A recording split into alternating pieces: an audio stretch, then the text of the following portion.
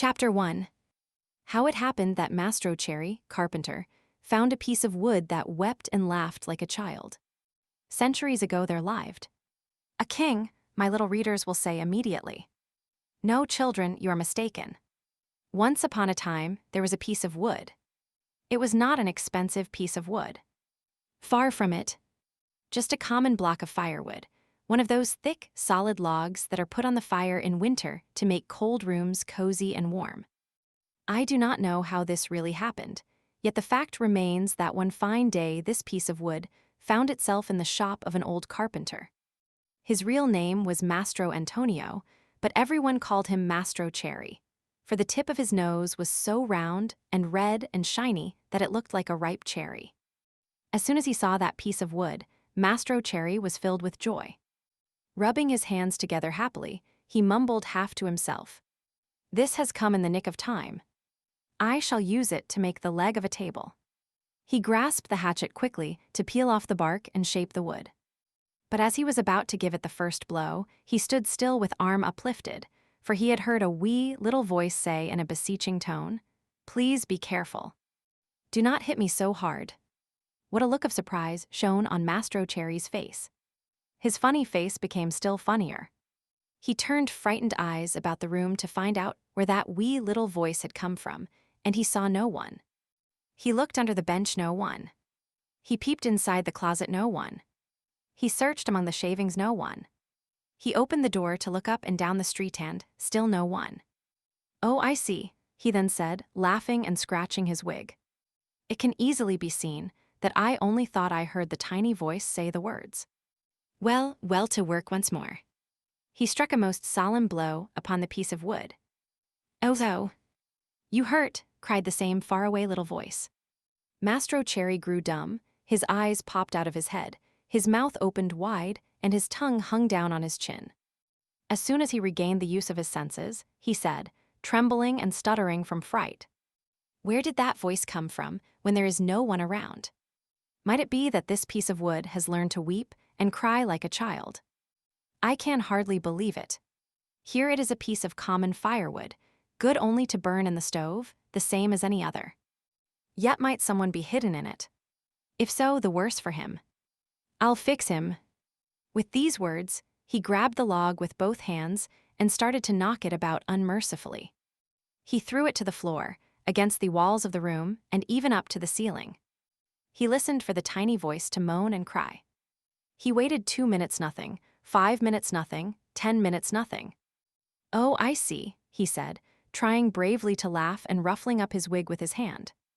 "It can easily be seen, I only imagined I heard the tiny voice. Well, to work once more." The poor fellow was scared half to death, so he tried to sing a gay song in order to gain courage. He set aside the hatchet and picked up the plane to make the wood smooth and even, but as he drew it to and fro, he heard the same tiny voice. This time it giggled as it spoke. "Stop it. Oh, stop it. Ha. You tickle my stomach." This time poor Mastro Cherry fell as if shot. When he opened his eyes, he found himself sitting on the floor. His face had changed. Fright had turned even the tip of his nose from red to deepest purple. Chapter 2. Mastro Cherry gives the piece of wood to his friend Geppetto, who takes it to make himself a marionette that will dance, fence, and turn somersaults. In that very instant, a loud knock sounded on the door. "Come in," said the carpenter, not having an atom of strength left with which to stand up. At the words, the door opened, and a dapper little old man came in. His name was Geppetto, but to the boys of the neighborhood, he was Polendina, on account of the wig he always wore, which was just the color of yellow cornmeal mush. Geppetto had a very bad temper.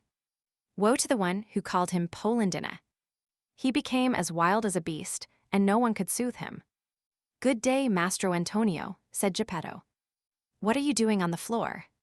"I am teaching the ants their ABCs. "Good luck to you." "What brought you here, friend Geppetto?" "My legs."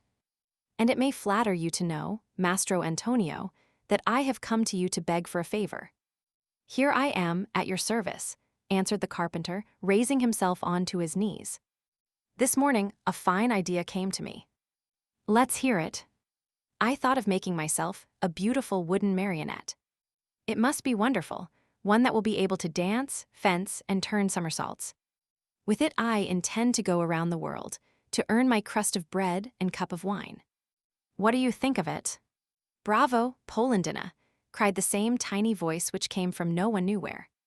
On hearing himself called Polendina, Mastro Geppetto turned the color of a red pepper and, facing the carpenter, said to him angrily, "Why do you insult me? Who is insulting you? You called me Polendina." "I did not. I suppose you think I did. Yet I know it was you." "No." "Yes." "No." "Yes." And growing angrier each moment, they went from words to blows and finally began to scratch and bite and slap each other. When the fight was over, Mastro Antonio had Geppetto's yellow wig in his hands and Geppetto found the carpenter's curly wig in his mouth. "Give me back my wig," shouted Mastro Antonio in a surly voice. "You return mine and we'll be friends." The two little old men, each with his own wig back on his own head, shook hands and swore to be good friends for the rest of their lives. "Well then, Mastro Geppetto," said the carpenter, to show he bore him no ill will, "what is it you want?" "I want a piece of wood to make a marionette." "Will you give it to me?" Mastro Antonio, very glad indeed, went immediately to his bench to get the piece of wood which had frightened him so much. But as he was about to give it to his friend, with a violent jerk, it slipped out of his hands and hit against poor Geppetto's thin legs. "Ah, is this the gentle way, Mastro Antonio, in which you make your gifts? You have made me almost lame. I swear to you I did not do it. It was I, of course. It's the fault of this piece of wood." "You're right, but remember you were the one to throw it at my legs." "I did not throw it." "Liar." "Geppetto, do not insult me or I shall call you Polendina." "Idiot." "Polendina." "Donkey." "Polendina." "Ugly monkey." "Polendina." On hearing himself called Polendina for the third time, Geppetto lost his head with rage and threw himself upon the carpenter. Then and there, they gave each other a sound thrashing.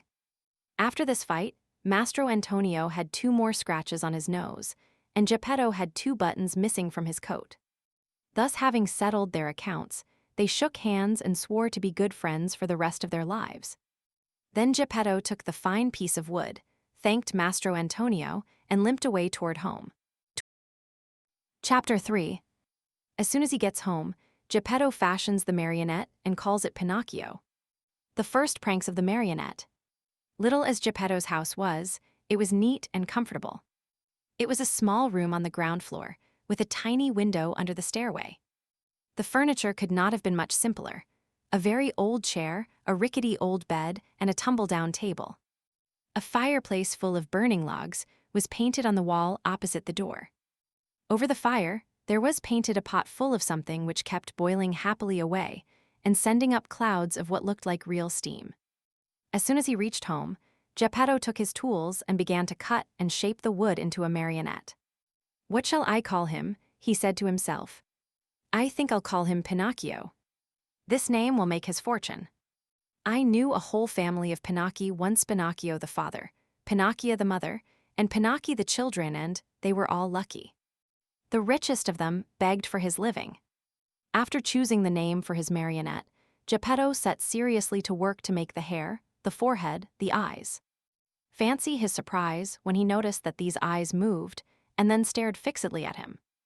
Geppetto, seeing this, felt insulted and said in a grieved tone, "Ugly wooden eyes, why do you stare so?" There was no answer. After the eyes, Geppetto made the nose, which began to stretch as soon as finished. It stretched and stretched and stretched till it became so long, it seemed endless. Poor Geppetto kept cutting it, but the more he cut, the longer grew that impertinent nose. In despair, he let it alone. Next he made the mouth. No sooner was it finished than it began to laugh and poke fun at him. "Stop laughing," said Geppetto angrily, but he might as well have spoken to the wall. "Stop laughing, I say," he roared in a voice of thunder. The mouth stopped laughing, but it stuck out a long tongue. Not wishing to start an argument, Geppetto made believe he saw nothing and went on with his work. After the mouth, he made the chin, then the neck, the shoulders, the stomach, the arms, and the hands. As he was about to put the last touches on the fingertips, Geppetto felt his wig being pulled off. He glanced up, and what did he see? His yellow wig was in the marionette's hand. "Pinocchio, give me my wig." But instead of giving it back, Pinocchio put it on his own head, which was half swallowed up in it. At that unexpected trick, Geppetto became very sad and downcast, more so than he had ever been before. "Pinocchio, you wicked boy," he cried out. "You are not yet finished, and you start out by being impudent to your poor old father. Very bad, my son, very bad." And he wiped away a tear. The legs and feet still had to be made. As soon as they were done, Geppetto felt a sharp kick on the tip of his nose.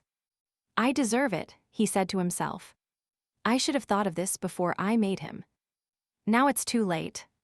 He took hold of the marionette under the arms and put him on the floor to teach him to walk.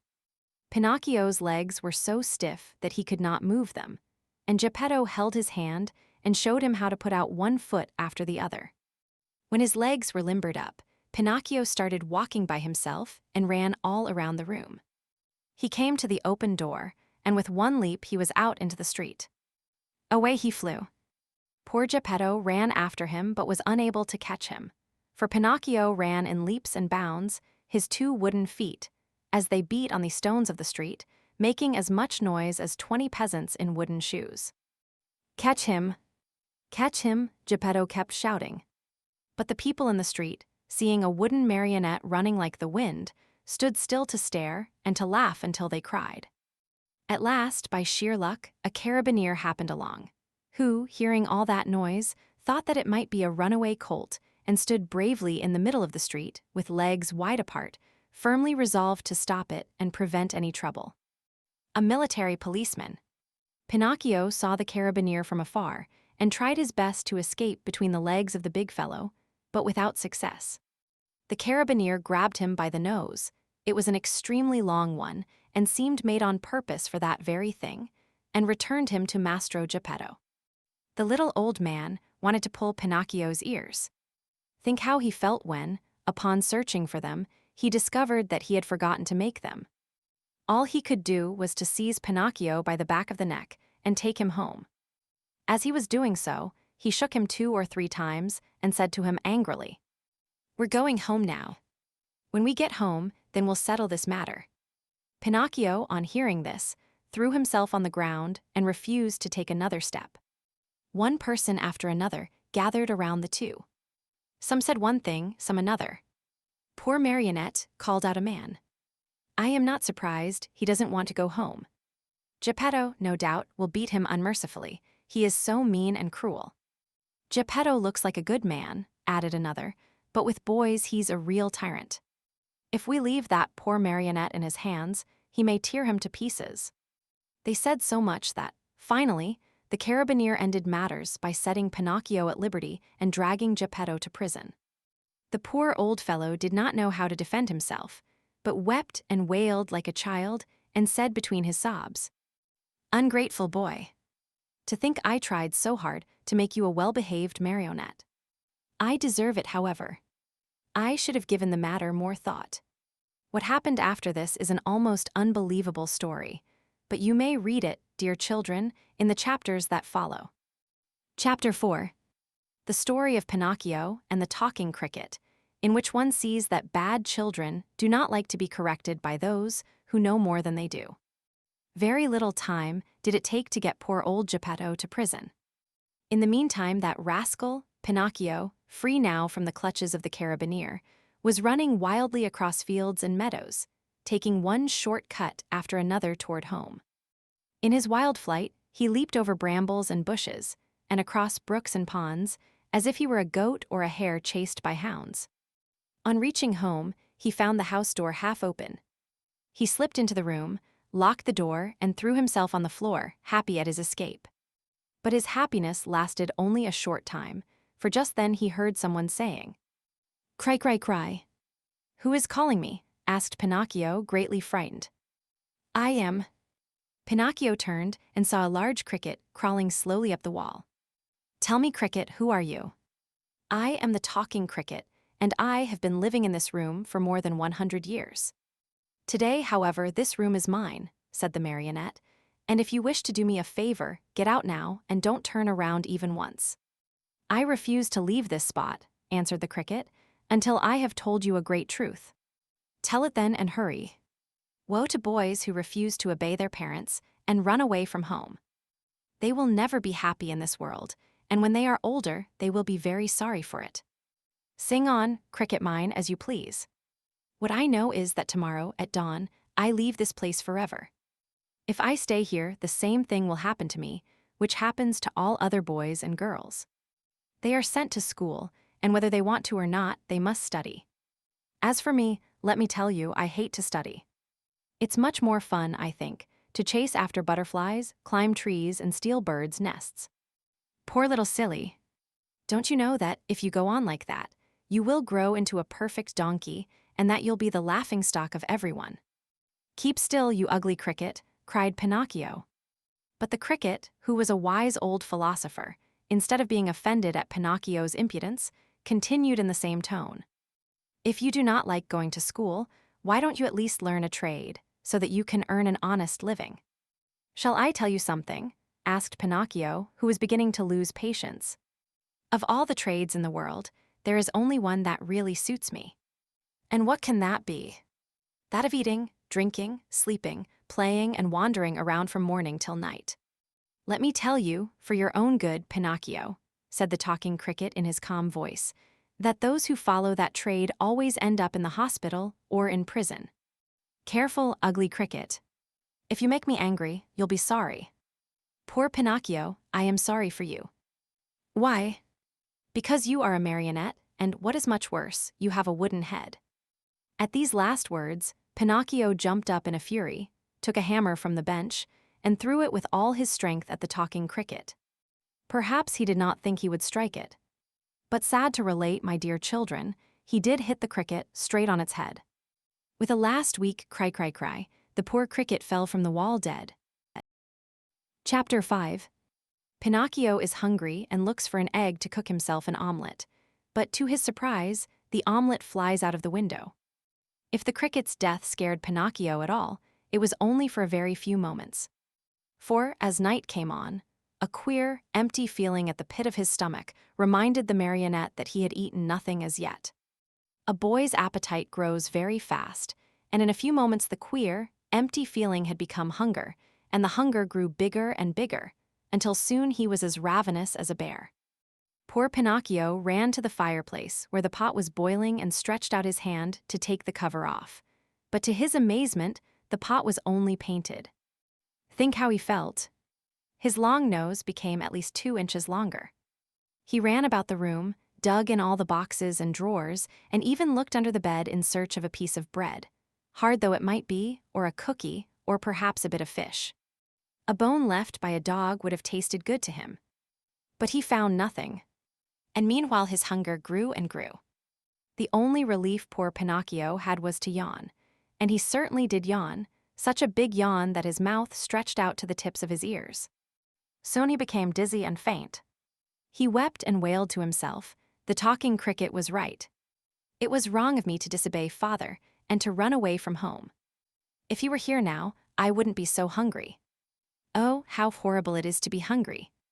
Suddenly, he saw, among the sweepings in a corner, something round and white that looked very much like a hen's egg. In a jiffy, he pounced upon it. It was an egg. The marionette's joy knew no bounds. It is impossible to describe it, you must picture it to yourself. Certain that he was dreaming, he turned the egg over and over in his hands, fondled it, kissed it, and talked to it. And now, how shall I cook you? Shall I make an omelet? No, it is better to fry you in a pan. Or shall I drink you? No, the best way is to fry you in the pan.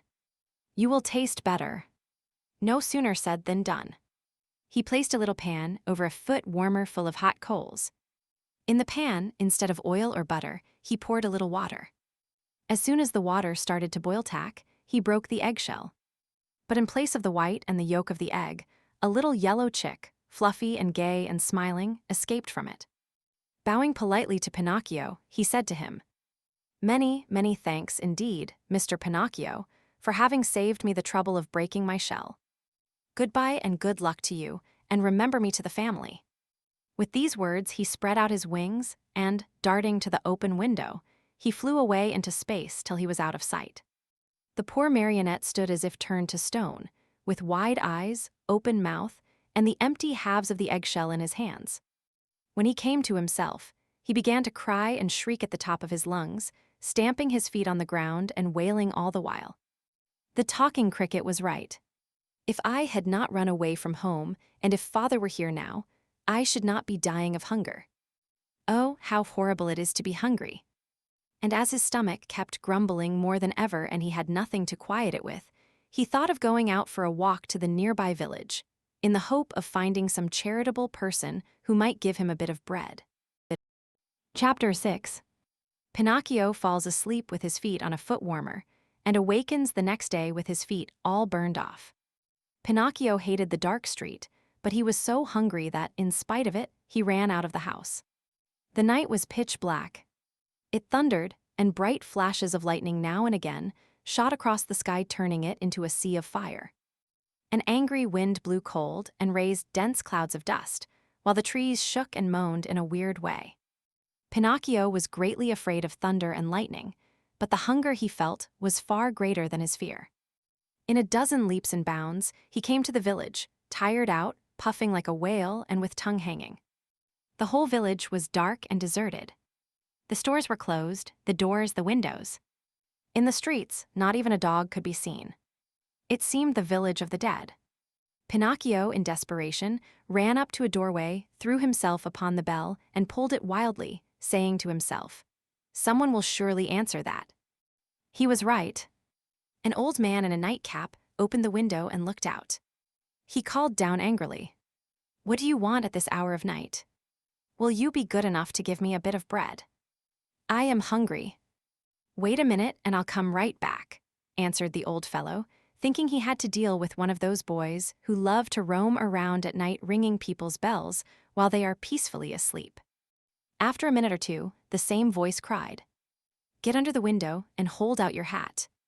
Pinocchio had no hat, but he managed to get under the window just in time to feel a shower of ice-cold water pour down on his poor wooden head, his shoulders, and over his whole body. He returned home as wet as a rag, and tired out from weariness and hunger. As he no longer had any strength left with which to stand, he sat down on a little stool and put his 2 feet on the stove to dry them. There he fell asleep, and while he slept, his wooden feet began to burn. Slowly, very slowly, they blackened and turned to ashes. Pinocchio snored away happily, as if his feet were not his own. At dawn, he opened his eyes, just as a loud knocking sounded at the door. "Who is it?" he called, yawning and rubbing his eyes. "It is I," answered a voice. It was the voice of Geppetto. Chapter 7.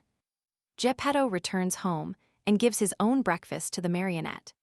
The poor marionette, who was still half asleep, had not yet found out that his 2 feet were burned and gone.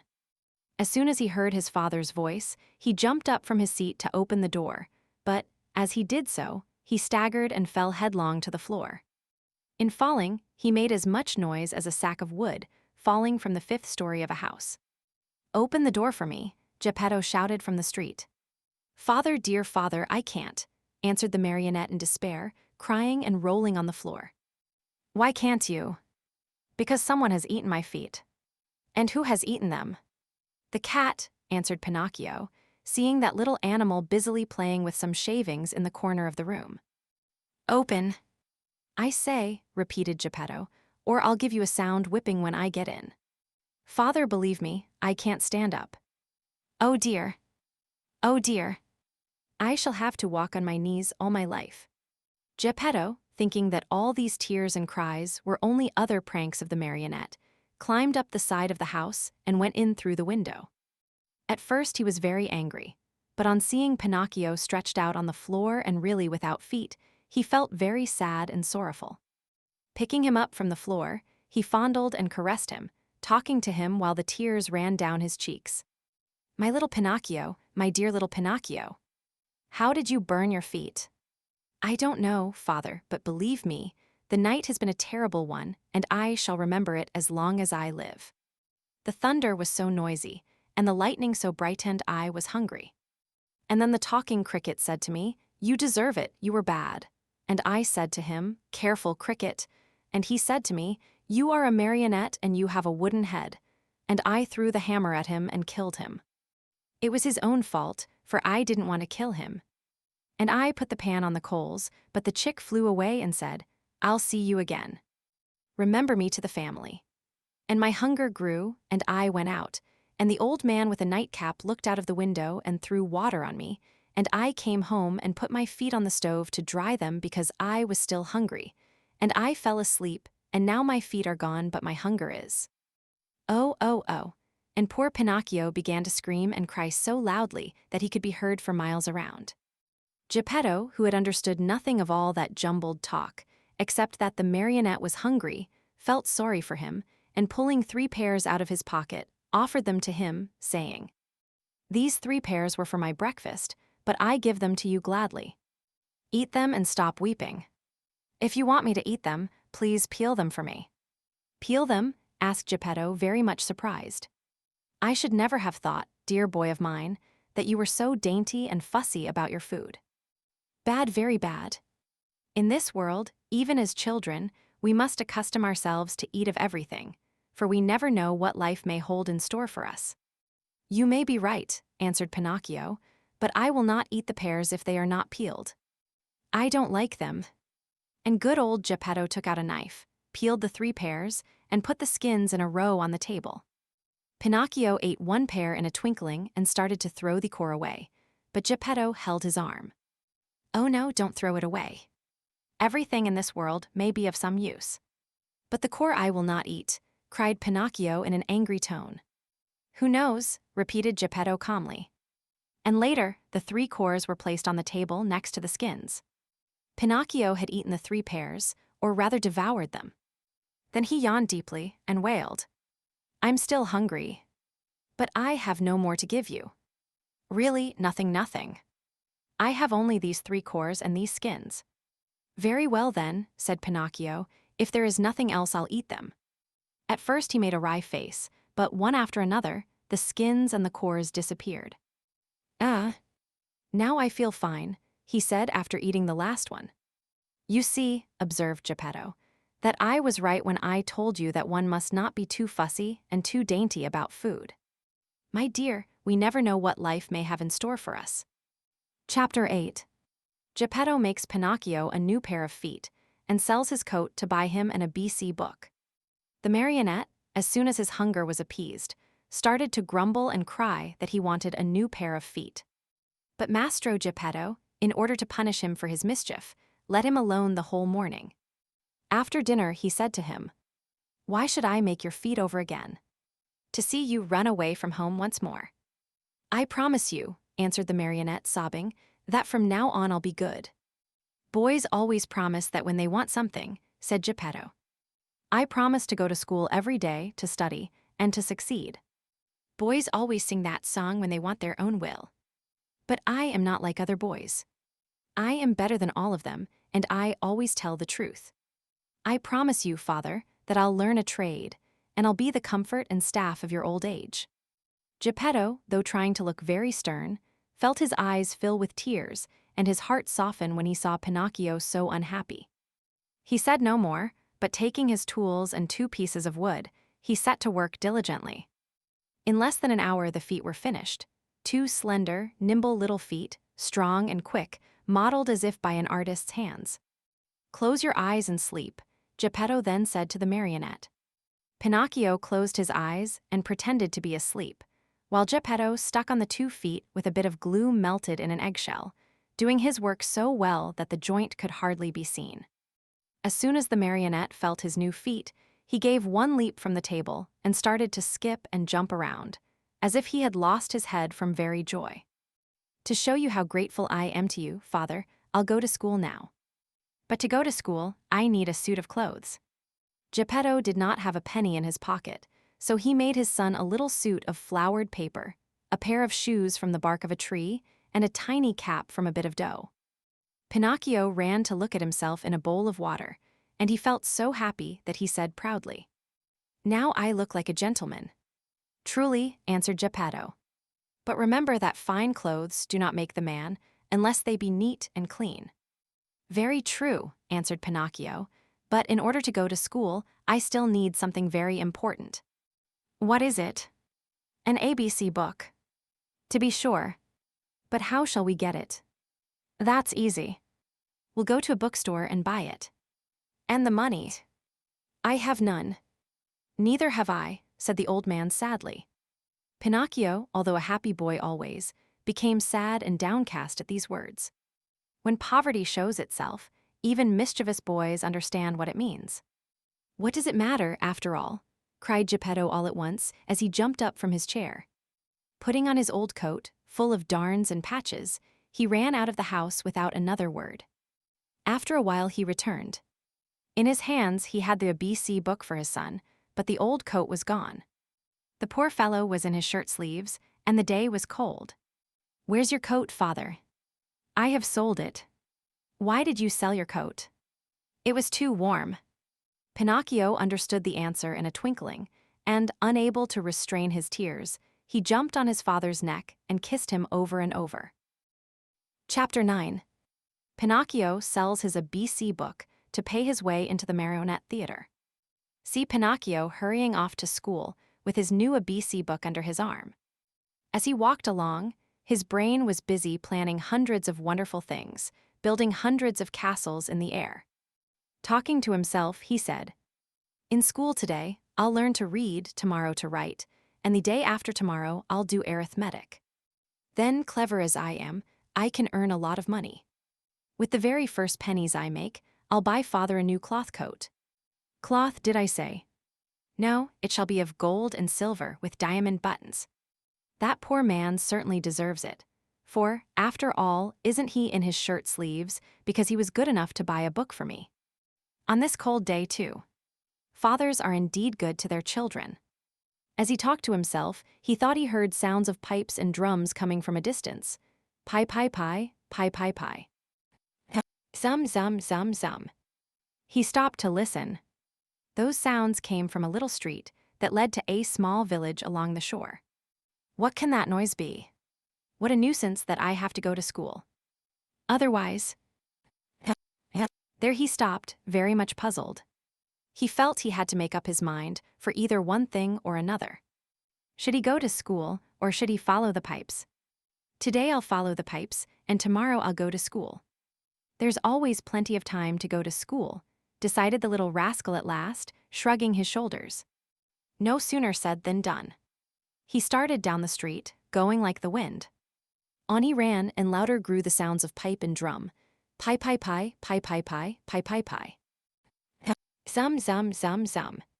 Suddenly, he found himself in a large square, full of people standing in front of a little wooden building painted in brilliant colors. "What is that house?" Pinocchio asked a little boy near him. "Read the sign and you'll know." "I'd like to read, but somehow I can't today." "Oh, really? Then I'll read it to you." Know then that writ in letters of fire I see the words, Great Marionette Theater. When did the show start? It is starting now. And how much does one pay to get in? 4 pennies. Pinocchio, who was wild with curiosity to know what was going on inside, lost all his pride and said to the boy shamelessly, "Will you give me 4 pennies until tomorrow?" "I'd give them to you gladly," answered the other, poking fun at him, "but just now I can't give them to you. For the price of 4 pennies, I'll sell you my coat.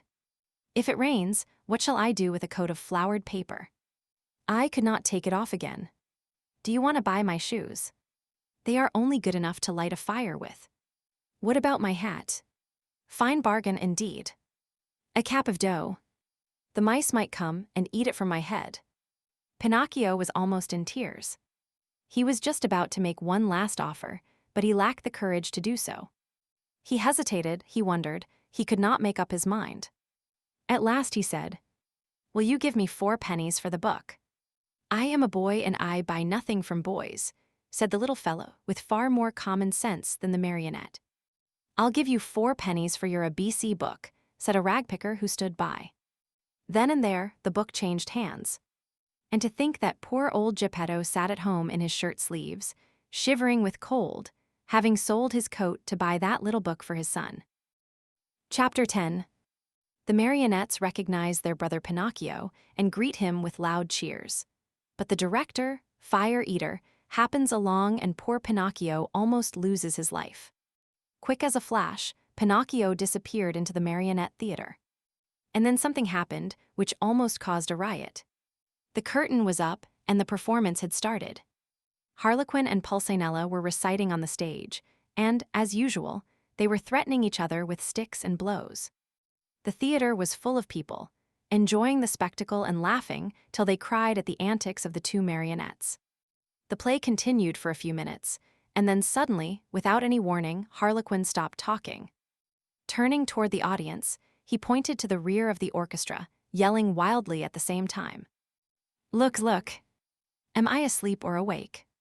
Or do I really see Pinocchio there? Yes, yes. It is Pinocchio, screamed Pulcinella. It is. It is, shrieked Signora Rossora, peeking in from the side of the stage. It is Pinocchio. It is Pinocchio, yelled all the marionettes pouring out of the wings. It is Pinocchio. It is our brother Pinocchio. Hurrah for Pinocchio. Pinocchio, come up to me, shouted Harlequin. Come to the arms of your wooden brothers. At such a loving invitation, Pinocchio, with one leap from the back of the orchestra, found himself in the front rows. With another leap, he was on the orchestra leader's head. With a third, he landed on the stage. It is impossible to describe the shrieks of joy, the warm embraces, the knocks, and the friendly greetings with which that strange company of dramatic actors and actresses received Pinocchio. It was a heartrending spectacle, but the audience, seeing that the play had stopped, became angry and began to yell. The play, we want the play. The yelling was of no use, for the marionettes, instead of going on with their act, made twice as much racket as before, and, lifting up Pinocchio on their shoulders, carried him around the stage in triumph. At that very moment, the director came out of his room. He had such a fearful appearance that one look at him would fill you with horror. His beard was as black as pitch, and so long that it reached from his chin down to his feet. His mouth was as wide as an oven, his teeth like yellow fangs, and his eyes, two glowing red coals. In his huge, hairy hands, a long whip, made of green snakes and black cats' tails twisted together, swished through the air in a dangerous way. At the unexpected apparition, no one dared even to breathe. One could almost hear a fly go by. Those poor marionettes, one and all, trembled like leaves in a storm. Why have you brought such excitement into my theater? The huge fellow asked Pinocchio with the voice of an ogre suffering with a cold. Believe me, Your Honor, the fault was not mine. Enough. Be quiet. I'll take care of you later. As soon as the play was over, the director went to the kitchen, where a fine big lamb was slowly turning on the spit. More wood was needed to finish cooking it. He called Harlequin and Pulcinella and said to them, Bring that marionette to me. He looks as if he were made of well-seasoned wood. He'll make a fine fire for this spit. Harlequin and Pulcinella hesitated a bit. Then, frightened by a look from their master, they left the kitchen to obey him. A few minutes later they returned, carrying poor Pinocchio, who was wriggling and squirming like an eel and crying pitifully. Father, save me. I don't want to die. I don't want to die. Chapter 11. Fire Eater sneezes and forgives Pinocchio, who saves his friend Harlequin from death. In the theater, great excitement reigned. Fire Eater, this was really his name, was very ugly, but he was far from being as bad as he looked. Proof of this is that, when he saw the poor marionette being brought into him, struggling with fear and crying, I don't want to die. I don't want to die, he felt sorry for him and began first to waver and then to weaken. Finally, he could control himself no longer and gave a loud sneeze. At that sneeze, Harlequin, who until then had been as sad as a weeping willow, smiled happily and leaning toward the marionette, whispered to him, Good news, brother mine. Fire Eater has sneezed, and this is a sign that he feels sorry for you. You are saved. For be it known that, while other people, when sad and sorrowful, weep and wipe their eyes. Fire Eater, on the other hand, had the strange habit of sneezing each time he felt unhappy. The way was just as good as any other to show the kindness of his heart. After sneezing, Fire Eater, ugly as ever, cried to Pinocchio, "Stop crying. Your wails give me a funny feeling down here in my stomach and etc. Two loud sneezes finished his speech. "God bless you," said Pinocchio. "Thanks. Are your father and mother still living?" demanded Fire Eater. "My father, yes. My mother I have never known. Your poor father would suffer terribly if I were to use you as firewood. Poor old man. I feel sorry for him. etc. etc. Three more sneezes sounded, louder than ever. "God bless you," said Pinocchio. "Thanks. However, I ought to be sorry for myself, too, just now. My good dinner is spoiled. I have no more wood for the fire, and the lamb is only half cooked. Never mind. In your place, I'll burn some other marionette. Hey there. Officers." At the call, two wooden officers appeared, long and thin as a yard of rope, with queer hats on their heads and swords in their hands. Fire Eater yelled at them in a hoarse voice. "Take Harlequin, tie him, and throw him on the fire. I want my lamb well done." Think how poor Harlequin felt. He was so scared that his legs doubled up under him, and he fell to the floor.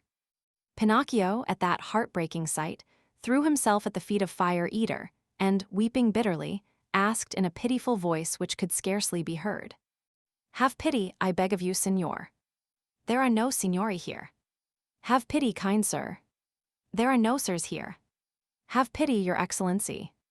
On hearing himself addressed as Your Excellency, the director of the Marionette Theater sat up very straight in his chair, stroked his long beard, and becoming suddenly kind and compassionate, smiled proudly as he said to Pinocchio, "Well, what do you want from me now, Marionette?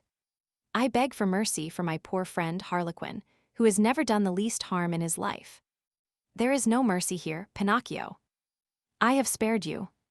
Harlequin must burn in your place. I am hungry, and my dinner must be cooked." "In that case," said Pinocchio proudly, as he stood up and flung away his cap of dough, "in that case my duty is clear. Come, officers. Tie me up and throw me on those flames. No, it is not fair for poor Harlequin, the best friend that I have in the world, to die in my place."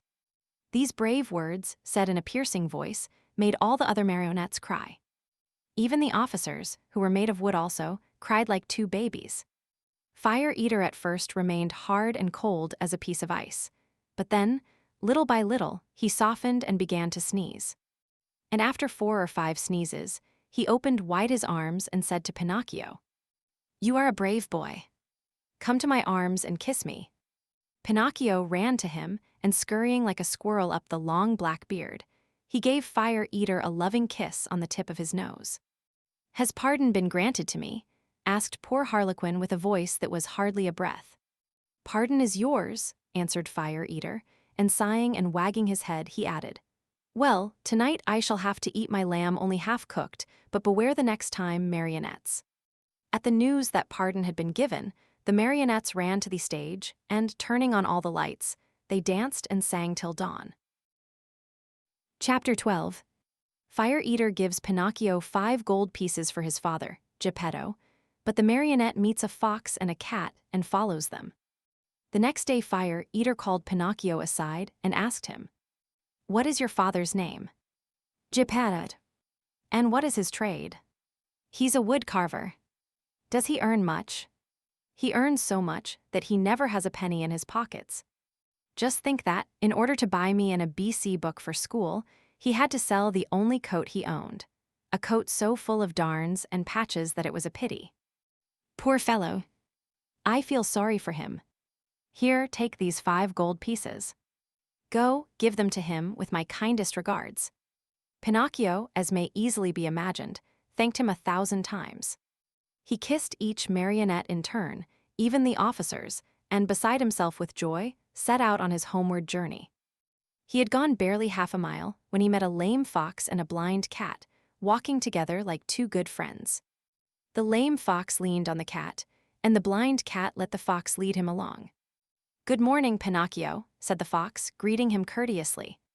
"How do you know my name?" asked the marionette. "I know your father well." "Where have you seen him?" "I saw him yesterday, standing at the door of his house." "And what was he doing?" "He was in his shirt sleeves, trembling with cold." "Poor father. But after today, God willing, he will suffer no longer." "Why?" "Because I have become a rich man." "You a rich man?" said the fox, and he began to laugh out loud. The cat was laughing also, but tried to hide it by stroking his long whiskers. "There is nothing to laugh at," cried Pinocchio angrily. "I am very sorry to make your mouth water, but these, as you know, are 5 new gold pieces." And he pulled out the gold pieces, which Fire Eater had given him. At the cheerful tinkle of the gold, the fox unconsciously held out his paw that was supposed to be lame, and the cat opened wide his 2 eyes till they looked like live coals. But he closed them again so quickly that Pinocchio did not notice. "And may I ask," inquired the fox, "what you're going to do with all that money?" "First of all," answered the marionette, "I want to buy a fine new coat for my father, a coat of gold and silver with diamond buttons. After that, I'll buy an ABC book for myself." "For yourself?" "For myself. I want to go to school and study hard." "Look at me," said the fox. "For the silly reason of wanting to study, I have lost a paw." "Look at me," said the cat. "For the same foolish reason, I have lost the sight of both eyes." At that moment, a blackbird, perched on the fence along the road, called out sharp and clear, "Pinocchio, do not listen to bad advice. If you do, you'll be sorry." Poor little blackbird! If he had only kept his words to himself. In the twinkling of an eyelid, the cat leaped on him and ate him, feathers and all. After eating the bird, he cleaned his whiskers, closed his eyes, and became blind once more. "Poor blackbird," said Pinocchio to the cat. "Why did you kill him?" "I killed him to teach him a lesson. He talks too much. Next time, he will keep his words to himself." By this time, the 3 companions had walked a long distance. Suddenly, the fox stopped in his tracks, and turning to the marionette, said to him, "Do you want to double your gold pieces?" "What do you mean?" "Do you want 100, 1,000, 2,000 gold pieces for your miserable 5? "Yes, but how?" "The way is very easy. Instead of returning home, come with us." "And where will you take me?" "To the city of Simple Simons." Pinocchio thought a while, and then said firmly, "No, I don't want to go. Home is near, and I'm going where father is waiting for me. How unhappy he must be that I have not yet returned. I have been a bad son, and the talking cricket was right when he said that a disobedient boy cannot be happy in this world. I have learned this at my own expense. Even last night in the theater, when Fire Eater brrrrs. The shivers run up and down my back at the mere thought of it. "Well then," said the fox, "if you really want to go home, go ahead, but you'll be sorry." "You'll be sorry," repeated the cat.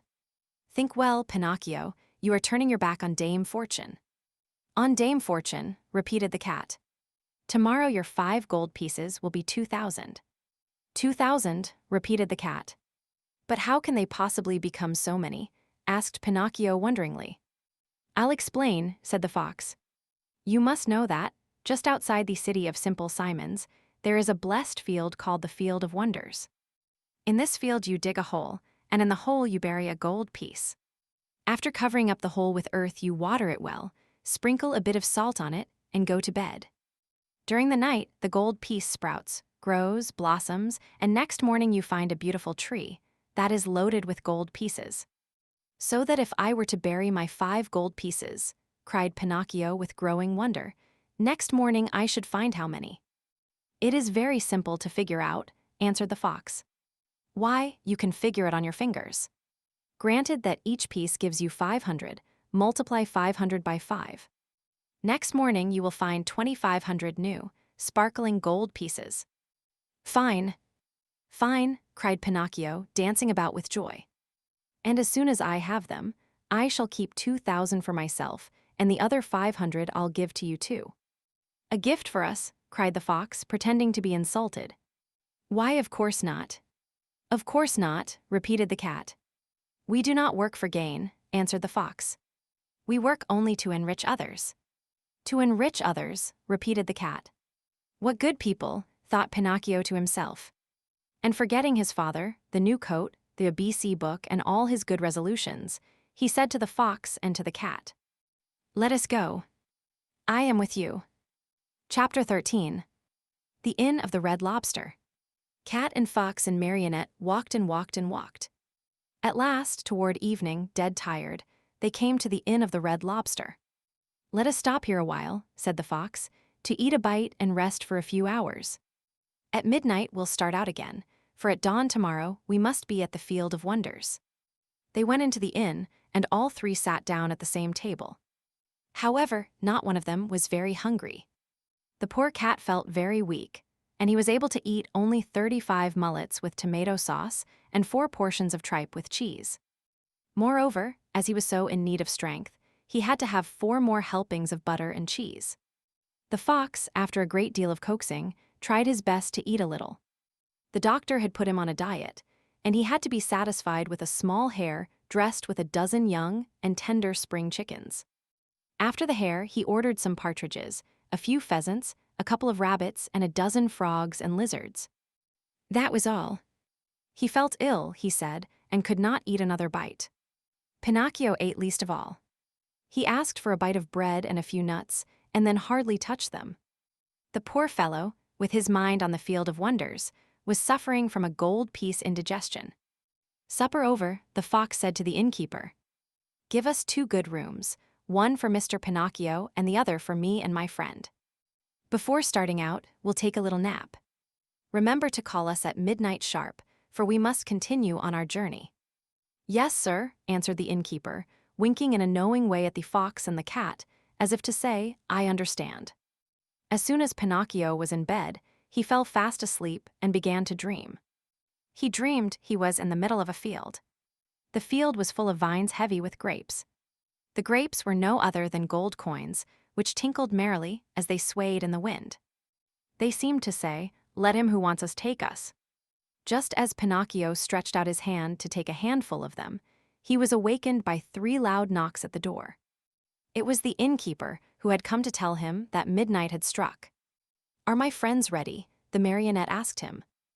Indeed, yes. They went 2 hours ago. Why in such a hurry? Unfortunately, the cat received a telegram which said that his firstborn was suffering from chilblains and was on the point of death. He could not even wait to say goodbye to you. Did they pay for the supper? How could they do such a thing? Being people of great refinement, they did not want to offend you so deeply as not to allow you the honor of paying the bill. Too bad. That offense would have been more than pleasing to me, said Pinocchio, scratching his head. Where did my good friends say they would wait for me? He added. At the Field of Wonders, at sunrise tomorrow morning. Pinocchio paid a gold piece for the 3 suppers and started on his way toward the field that was to make him a rich man. He walked on, not knowing where he was going, for it was dark, so dark that not a thing was visible. Round about him, not a leaf stirred. A few bats skimmed his nose now and again and scared him half to death. Once or twice he shouted, Who goes there? And the faraway hills echoed back to him, Who goes there? Who goes there? Who goes? As he walked, Pinocchio noticed a tiny insect glimmering on the trunk of a tree, a small being that glowed with a pale, soft light. Who are you? He asked. I am the ghost of the talking cricket, answered the little being in a faint voice that sounded as if it came from a faraway world. What do you want? Asked the marionette. I want to give you a few words of good advice. Return home and give the 4 gold pieces you have left to your poor old father, who is weeping, because he has not seen you for many a day. Tomorrow my father will be a rich man, for these 4 gold pieces will become 2,000. Don't listen to those who promise you wealth overnight, my boy. As a rule, they are either fools or swindlers. Listen to me and go home. But I want to go on. The hour is late. I want to go on. The night is very dark. I want to go on. The road is dangerous. I want to go on. Remember that boys who insist on having their own way, sooner or later come to grief. The same nonsense. Goodbye, Cricket. Good night, Pinocchio, and may heaven preserve you from the assassins. There was silence for a minute, and the light of the talking cricket disappeared suddenly, just as if someone had snuffed it out. Once again, the road was plunged in darkness. Chapter 14. Pinocchio, not having listened to the good advice of the talking cricket, falls into the hands of the assassins. Dear, oh dear. When I come to think of it, said the marionette to himself, as he once more set out on his journey, we boys are really very unlucky. Everybody scolds us, everybody gives us advice, everybody warns us. If we were to allow it, everyone would try to be father and mother to us. Everyone, even the talking cricket. Take me, for example. Just because I would not listen to that bothersome cricket, who knows how many misfortunes may be awaiting me. Assassins indeed. At least I have never believed in them, nor ever will. To speak sensibly, I think assassins have been invented by fathers and mothers to frighten children who want to run away at night. And then, even if I were to meet them on the road, what matter? I'll just run up to them and say, well, signori, what do you want? Remember that you can't fool with me. Run along and mind your business. At such a speech, I can almost see those poor fellows running like the wind. But in case they don't run away, I can always run myself. Pinocchio was not given time to argue any longer, for he thought he heard a slight rustle among the leaves behind him. He turned to look, and behold, there in the darkness stood two big black shadows, wrapped from head to foot in black sacks. The two figures leaped toward him as softly as if they were ghosts. Here they come, Pinocchio said to himself, and not knowing where to hide the gold pieces, he stuck all four of them under his tongue. He tried to run away, but hardly had he taken a step, when he felt his arms grasped and heard two horrible, deep voices say to him, "Your money or your life." On account of the gold pieces in his mouth, Pinocchio could not say a word, so he tried with head and hands and body to show, as best he could, that he was only a poor marionette without a penny in his pocket. Come, come, less nonsense, and out with your money, cried the two thieves in threatening voices. Once more Pinocchio's head and hands said, I haven't a penny. Out with that money, or you're a dead man, said the taller of the two assassins. Dead man, repeated the other. And after having killed you, we will kill your father also. Your father also? No, no, no, not my father, cried Pinocchio, wild with terror. But as he screamed, the gold pieces tinkled together in his mouth. Ah, you rascal. So that's the game. You have the money hidden under your tongue. Out with it. But Pinocchio was as stubborn as ever. Are you deaf? Wait, young man, we'll get it from you in a twinkling. One of them grabbed the marionette by the nose and the other by the chin, and they pulled him unmercifully from side to side in order to make him open his mouth. All was of no use. The marionette's lips might have been nailed together. They would not open. In desperation, the smaller of the two assassins pulled out a long knife from his pocket and tried to pry Pinocchio's mouth open with it. Quick as a flash, the marionette sank his teeth deep into the assassin's hand, bit it off and spat it out.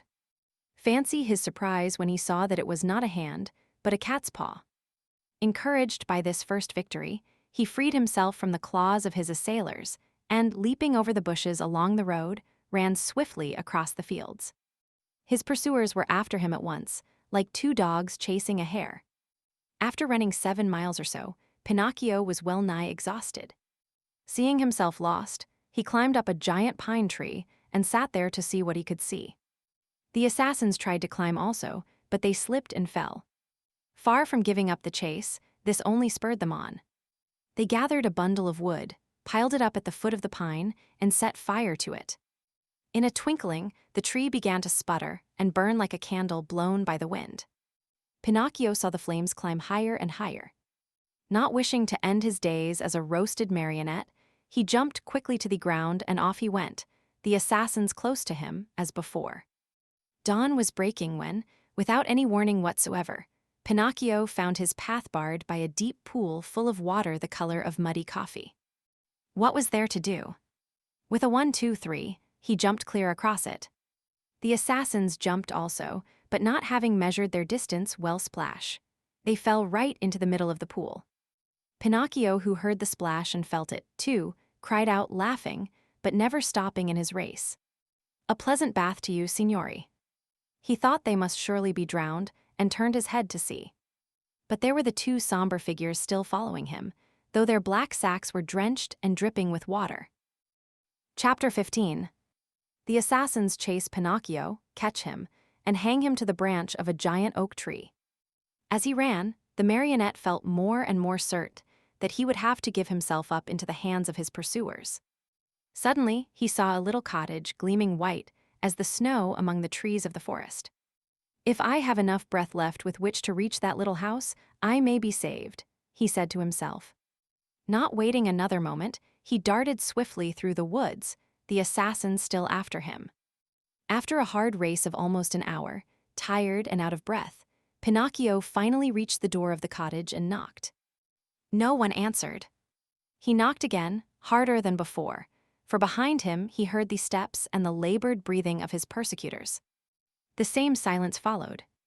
As knocking was of no use, Pinocchio, in despair, began to kick and bang against the door, as if he wanted to break it. At the noise, a window opened and a lovely maiden looked out. She had azure hair and a face white as wax. Her eyes were closed and her hands crossed on her breast. With a voice so weak that it hardly could be heard, she whispered, "No one lives in this house. Everyone is dead. Won't you at least open the door for me?" cried Pinocchio in a beseeching voice. "I also am dead." "Dead? What are you doing at the window, then?" "I am waiting for the coffin to take me away." After these words, the little girl disappeared and the window closed without a sound. "Oh, lovely maiden with azure hair," cried Pinocchio, "open, I beg of you. Take pity on a poor boy who is being chased by two assassins." He did not finish, for two powerful hands grasped him by the neck and the same two horrible voices growled threateningly, "Now we have you." The marionette, seeing death dancing before him, trembled so hard that the joints of his legs rattled and the coins tinkled under his tongue. "Well," the assassins asked, "will you open your mouth now or not?" "Ah, you do not answer. Very well, this time you shall open it." Taking out two long, sharp knives, they struck two heavy blows on the marionette's back.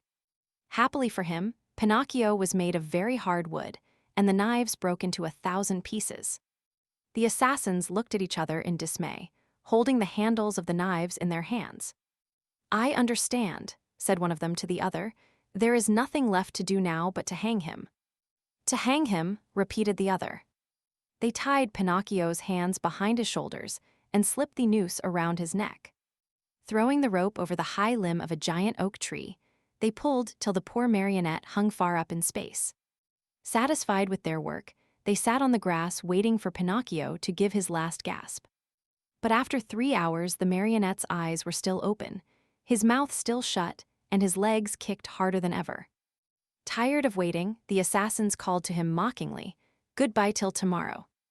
When we return in the morning, we hope you'll be polite enough to let us find you dead and gone and with your mouth wide open." With these words they went.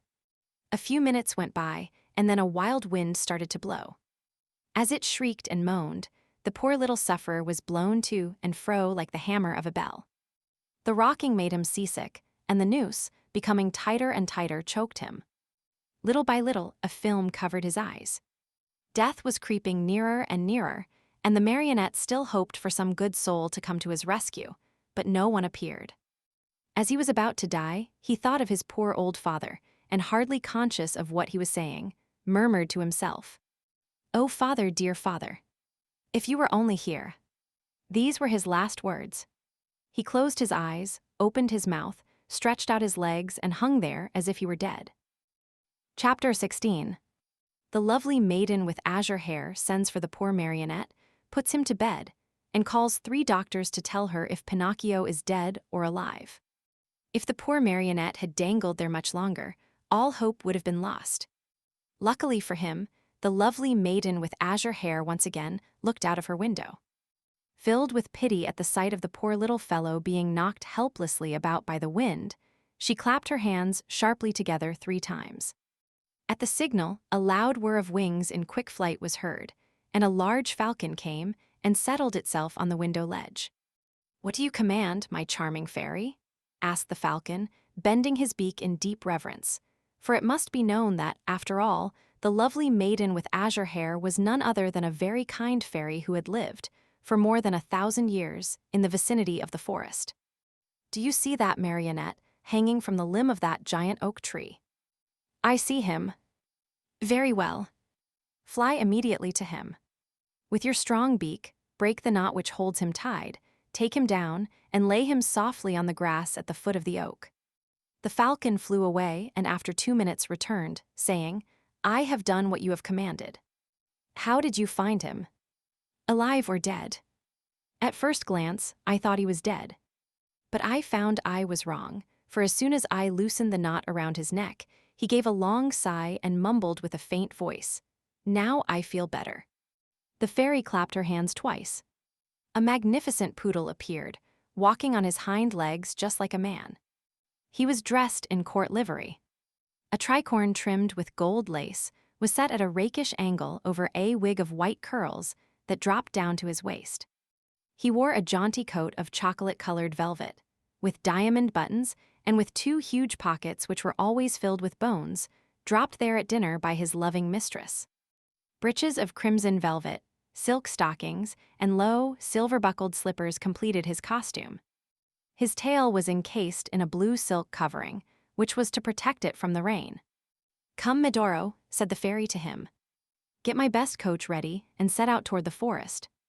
On reaching the oak tree, you will find a poor, half-dead marionette stretched out on the grass. Lift him up tenderly, place him on the silken cushions of the coach, and bring him here to me." The poodle, to show that he understood, wagged his silk-covered tail 2 or 3 times and set off at a quick pace. In a few minutes, a lovely little coach, made of glass, with lining as soft as whipped cream and chocolate pudding, and stuffed with canary feathers, pulled out of the stable. It was drawn by 100 pairs of white mice, and the poodle sat on the coachman's seat and snapped his whip gaily in the air, as if he were a real coachman in a hurry to get to his destination. In a quarter of an hour the coach was back. The fairy, who was waiting at the door of the house, lifted the poor little marionette in her arms, took him to a dainty room with mother-of-pearl walls, put him to bed, and sent immediately for the most famous doctors of the neighborhood to come to her. One after another the doctors came, a crow, an owl, and a talking cricket.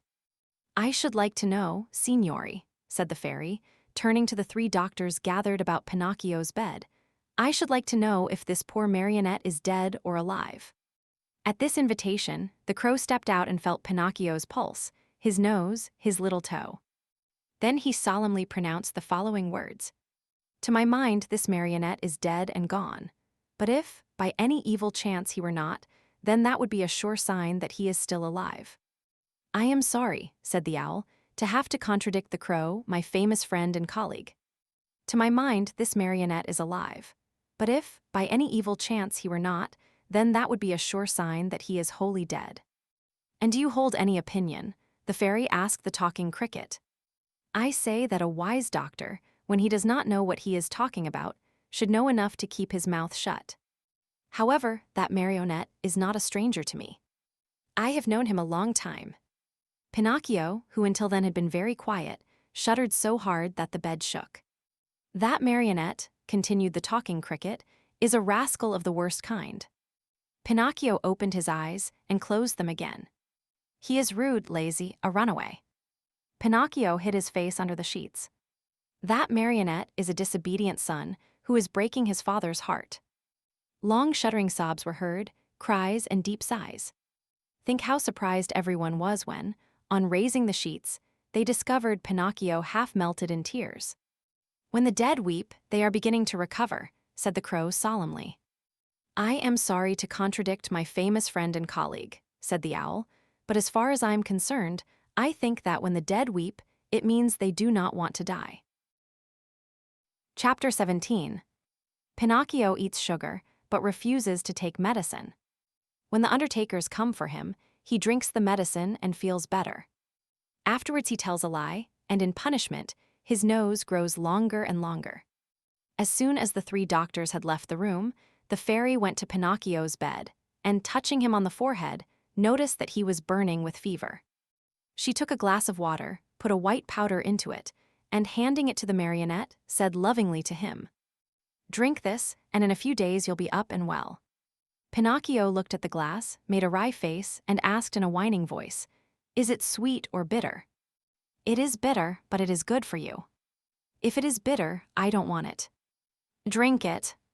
"I don't like anything bitter."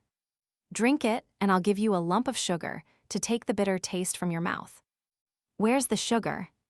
"Here it is," said the fairy, taking a lump from a golden sugar bowl. "I want the sugar first, then I'll drink the bitter water." "Do you promise?" "Yes." The fairy gave him the sugar, and Pinocchio, after chewing and swallowing it in a twinkling, said, smacking his lips, "If only sugar were medicine. I should take it every day. Now keep your promise and drink these few drops of water. They'll be good for you." Pinocchio took the glass in both hands and stuck his nose into it. He lifted it to his mouth and once more stuck his nose into it. "It is too bitter, much too bitter. I can't drink it." "How do you know, when you haven't even tasted it?" "I can imagine it. I smell it. I want another lump of sugar, then I'll drink it." The fairy, with all the patience of a good mother, gave him more sugar and again handed him the glass. "I can't drink it like that," the marionette said, making more wry faces. "Why?" "Because that feather pillow on my feet bothers me." The fairy took away the pillow. "It's no use. I can't drink it even now." "What's the matter now?" "I don't like the way that door looks. It's half open." The fairy closed the door. "I won't drink it," cried Pinocchio, bursting out crying. "I won't drink this awful water. I won't. I won't. No, no, no, no. My boy, you'll be sorry." "I don't care." "You are very sick." "I don't care. In a few hours, the fever will take you far away to another world." "I don't care." "Aren't you afraid of death?" "Not a bit. I'd rather die than drink that awful medicine." At that moment, the door of the room flew open, and in came 4 rabbits as black as ink, carrying a small black coffin on their shoulders. "What do you want from me?" asked Pinocchio. "We have come for you," said the largest rabbit. "For me? But I'm not dead yet." "No, not dead yet, but you will be in a few moments, since you have refused to take the medicine, which would have made you well." "Oh, fairy, my fairy," the marionette cried out, "give me that glass. Quick, please. I don't want to die." "No, no, not yet, not yet." And holding the glass with his 2 hands, he swallowed the medicine at one gulp. "Well," said the 4 rabbits, "this time we have made the trip for nothing." And turning on their heels, they marched solemnly out of the room, carrying their little black coffin and muttering and grumbling between their teeth. In a twinkling, Pinocchio felt fine. With one leap he was out of bed and into his clothes. The fairy, seeing him run and jump around the room gay as a bird on wing, said to him, "My medicine was good for you, after all, wasn't it?" "Good indeed. It has given me new life. Why, then, did I have to beg you so hard to make you drink it? I'm a boy, you see, and all boys hate medicine more than they do sickness. What a shame. Boys ought to know, after all, that medicine, taken in time, can save them from much pain and even from death. Next time, I won't have to be begged so hard. I'll remember those black rabbits with the black coffin on their shoulders, and I'll take the glass and poof, down it will go. Come here now, and tell me how it came about that you found yourself in the hands of the assassins." "It happened that Fire Eater gave me 5 gold pieces to give to my father, but on the way I met a fox and a cat who asked me, 'Do you want the 5 pieces to become 2,000? And I said, 'Yes.' And they said, 'Come with us to the Field of Wonders.' And I said, 'Let's go.' Then they said, 'Let us stop at the Inn of the Red Lobster for dinner, and after midnight we'll set out again.' We ate and went to sleep. When I awoke, they were gone, and I started out in the darkness all alone. On the road, I met 2 assassins dressed in black coal sacks, who said to me, 'Your money or your life.' And I said, 'I haven't any money,' for you see, I had put the money under my tongue. One of them tried to put his hand in my mouth, and I bit it off and spat it out. But it wasn't a hand, It was a cat's paw. And they ran after me, and I ran and ran, till at last they caught me and tied my neck with a rope and hanged me to a tree, saying, "Tomorrow we'll come back for you, and you'll be dead, and your mouth will be open, and then we'll take the gold pieces that you have hidden under your tongue." "Where are the gold pieces now?" the fairy asked. "I lost them," answered Pinocchio, but he told a lie, for he had them in his pocket. As he spoke, his nose, long though it was, became at least 2 inches longer. "And where did you lose them?" "In the wood nearby." At this second lie, his nose grew a few more inches. "If you lost them in the nearby wood," said the fairy, "we'll look for them and find them, for everything that is lost there is always found."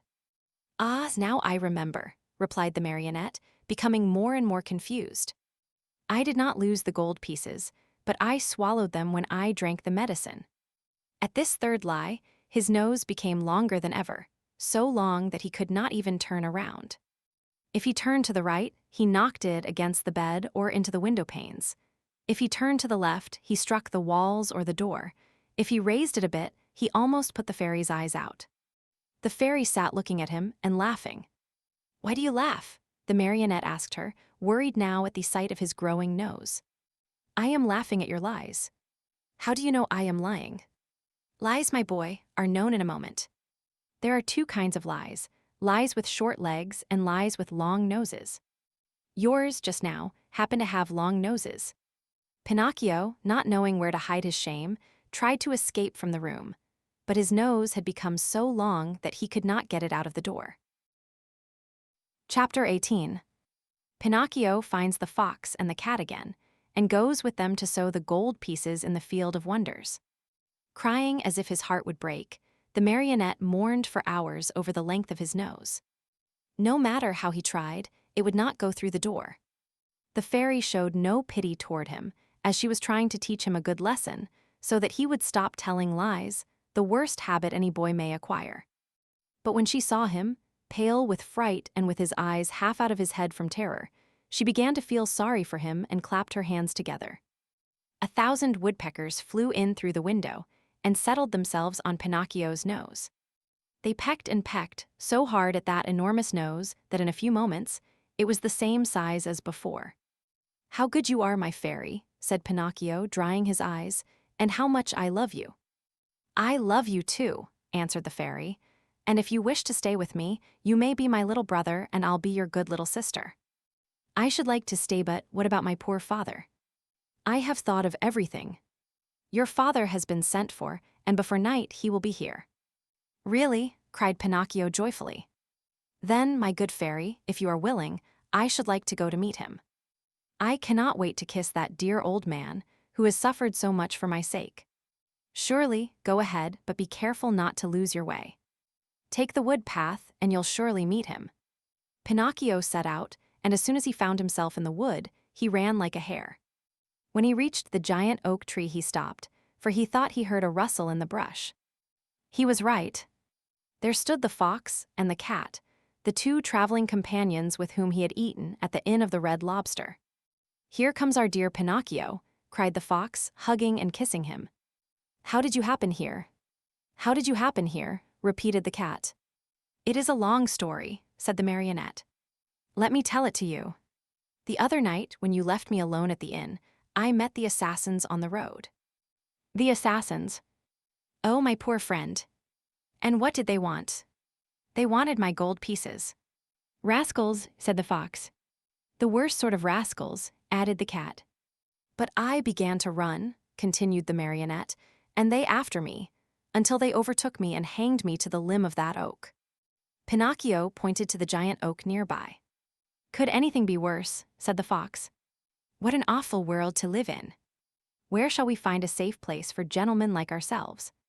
As the fox talked thus, Pinocchio noticed that the cat carried his right paw in a sling. "What happened to your paw?" he asked.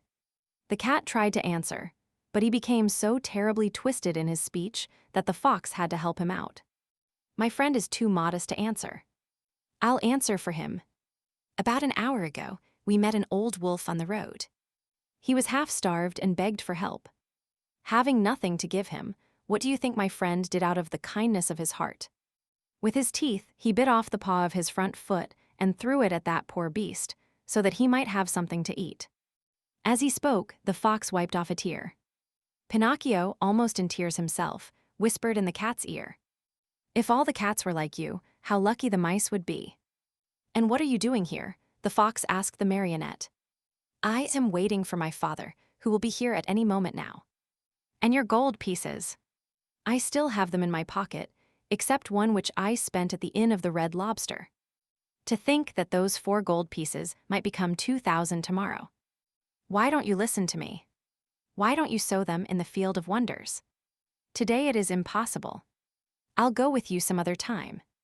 "Another day will be too late," said the fox. "Why?" "Because that field has been bought by a very rich man, and today is the last day that it will be open to the public." "How far is this field of wonders?" "Only 2 miles away." "Will you come with us?" "We'll be there in half an hour.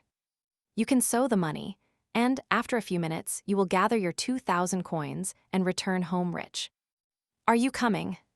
Pinocchio hesitated a moment before answering, for he remembered the good fairy, old Geppetto, and the advice of the talking cricket. Then he ended by doing what all boys do when they have no heart and little brain. He shrugged his shoulders and said to the fox and the cat, "Let us go. I am with you." And they went. They walked and walked for half a day at least, and at last they came to the town called the City of Simple Simons. As soon as they entered the town, Pinocchio noticed that all the streets were filled with hairless dogs, yawning from hunger, with sheared sheep, trembling with cold, with combless chickens, begging for a grain of wheat, with large butterflies, unable to use their wings because they had sold all their lovely colors, with tailless peacocks ashamed to show themselves, and with bedraggled pheasants scuttling away hurriedly, grieving for their bright feathers of gold and silver, lost to them forever. Through this crowd of paupers and beggars, a beautiful coach passed now and again. Within it sat either a fox, a hawk, or a vulture. "Where is the field of wonders?" asked Pinocchio, growing tired of waiting. "Be patient. It is only a few more steps away." They passed through the city, and just outside the walls, they stepped into a lonely field, which looked more or less like any other field. "Here we are," said the fox to the marionette.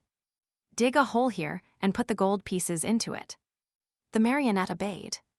He dug the hole, put the 4 gold pieces into it, and covered them up very carefully.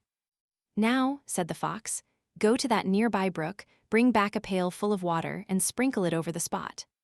Pinocchio followed the directions closely, but as he had no pail, he pulled off his shoe, filled it with water, and sprinkled the earth which covered the gold. Then he asked, "Anything else?" "Nothing else," answered the fox. "Now we can go. Return here within 20 minutes, and you will find the vine grown and the branches filled with gold pieces." Pinocchio, beside himself with joy, thanked the fox and the cat many times and promised them each a beautiful gift. "We don't want any of your gifts," answered the 2 rogues. "It is enough for us that we have helped you to become rich with little or no trouble. For this we are as happy as kings." They said goodbye to Pinocchio and, wishing him good luck, went on their way. Chapter 19. Pinocchio is robbed of his gold pieces and, in punishment, is sentenced to 4 months in prison. If the marionette had been told to wait a day instead of 20 minutes, the time could not have seemed longer to him. He walked impatiently to and fro, and finally turned his nose toward the field of wonders. And as he walked with hurried steps, his heart beat with an excited tick-tack, just as if it were a wall clock, and his busy brain kept thinking, "What if instead of 1,000, I should find 2,000? Or if instead of 2,000, I should find 5,000 or 100,000? I'll build myself a beautiful palace, with 1,000 stables filled with 1,000 wooden horses to play with, a cellar overflowing with lemonade and ice cream soda, and a library of candies and fruits, cakes and cookies." Thus amusing himself with fancies, he came to the field. There he stopped to see if, by any chance, a vine filled with gold coins was in sight. But he saw nothing. He took a few steps forward, and still nothing. He stepped into the field. He went up to the place where he had dug the hole and buried the gold pieces. Again nothing. Pinocchio became very thoughtful and, forgetting his good manners altogether, he pulled a hand out of his pocket and gave his head a thorough scratching. As he did so, he heard a hearty burst of laughter close to his head. He turned sharply, and there, just above him on the branch of a tree, sat a large parrot, busily preening his feathers. "What are you laughing at?" Pinocchio asked peevishly. "I am laughing because, in preening my feathers, I tickled myself under the wings." The marionette did not answer. He walked to the brook, filled his shoe with water, and once more sprinkled the ground which covered the gold pieces. Another burst of laughter, even more impertinent than the first, was heard in the quiet field. "Well," cried the marionette, angrily this time, "may I know, Mr. Parrot, what amuses you so?" "I am laughing at those simpletons who believe everything they hear, and who allow themselves to be caught so easily in the trap set for them." "Do you perhaps mean me?" "I certainly do mean you. Poor Pinocchio, you who are such a little silly as to believe that gold can be sown in a field just like beans or squash. I, too, believed that once, and today I am very sorry for it. Today, but too late. I have reached the conclusion that, in order to come by money honestly, one must work and know how to earn it with hand or brain." "I don't know what you're talking about," said the marionette, who was beginning to tremble with fear. "Too bad. I'll explain myself better," said the parrot. "While you were away in the city, the fox and the cat returned here in a great hurry. They took the 4 gold pieces, which you have buried, and ran away as fast as the wind. If you can catch them, you're a brave one." Pinocchio's mouth opened wide. He would not believe the parrot's words, and began to dig away furiously at the earth. He dug and he dug till the hole was as big as himself, but no money was there. Every penny was gone. In desperation, he ran to the city and went straight to the courthouse to report the robbery to the magistrate. The judge was a monkey, a large gorilla venerable with age. A flowing white beard covered his chest, and he wore gold-rimmed spectacles from which the glasses had dropped out. The reason for wearing these, he said, was that his eyes had been weakened by the work of many years. Pinocchio, standing before him, told his pitiful tale, word by word. He gave the names and the descriptions of the robbers, and begged for justice. The judge listened to him with great patience. A kind look shone in his eyes. He became very much interested in the story. He felt moved, he almost wept. When the marionette had no more to say, the judge put out his hand and rang a bell. At the sound, 2 large mastiffs appeared, dressed in carabineers' uniforms.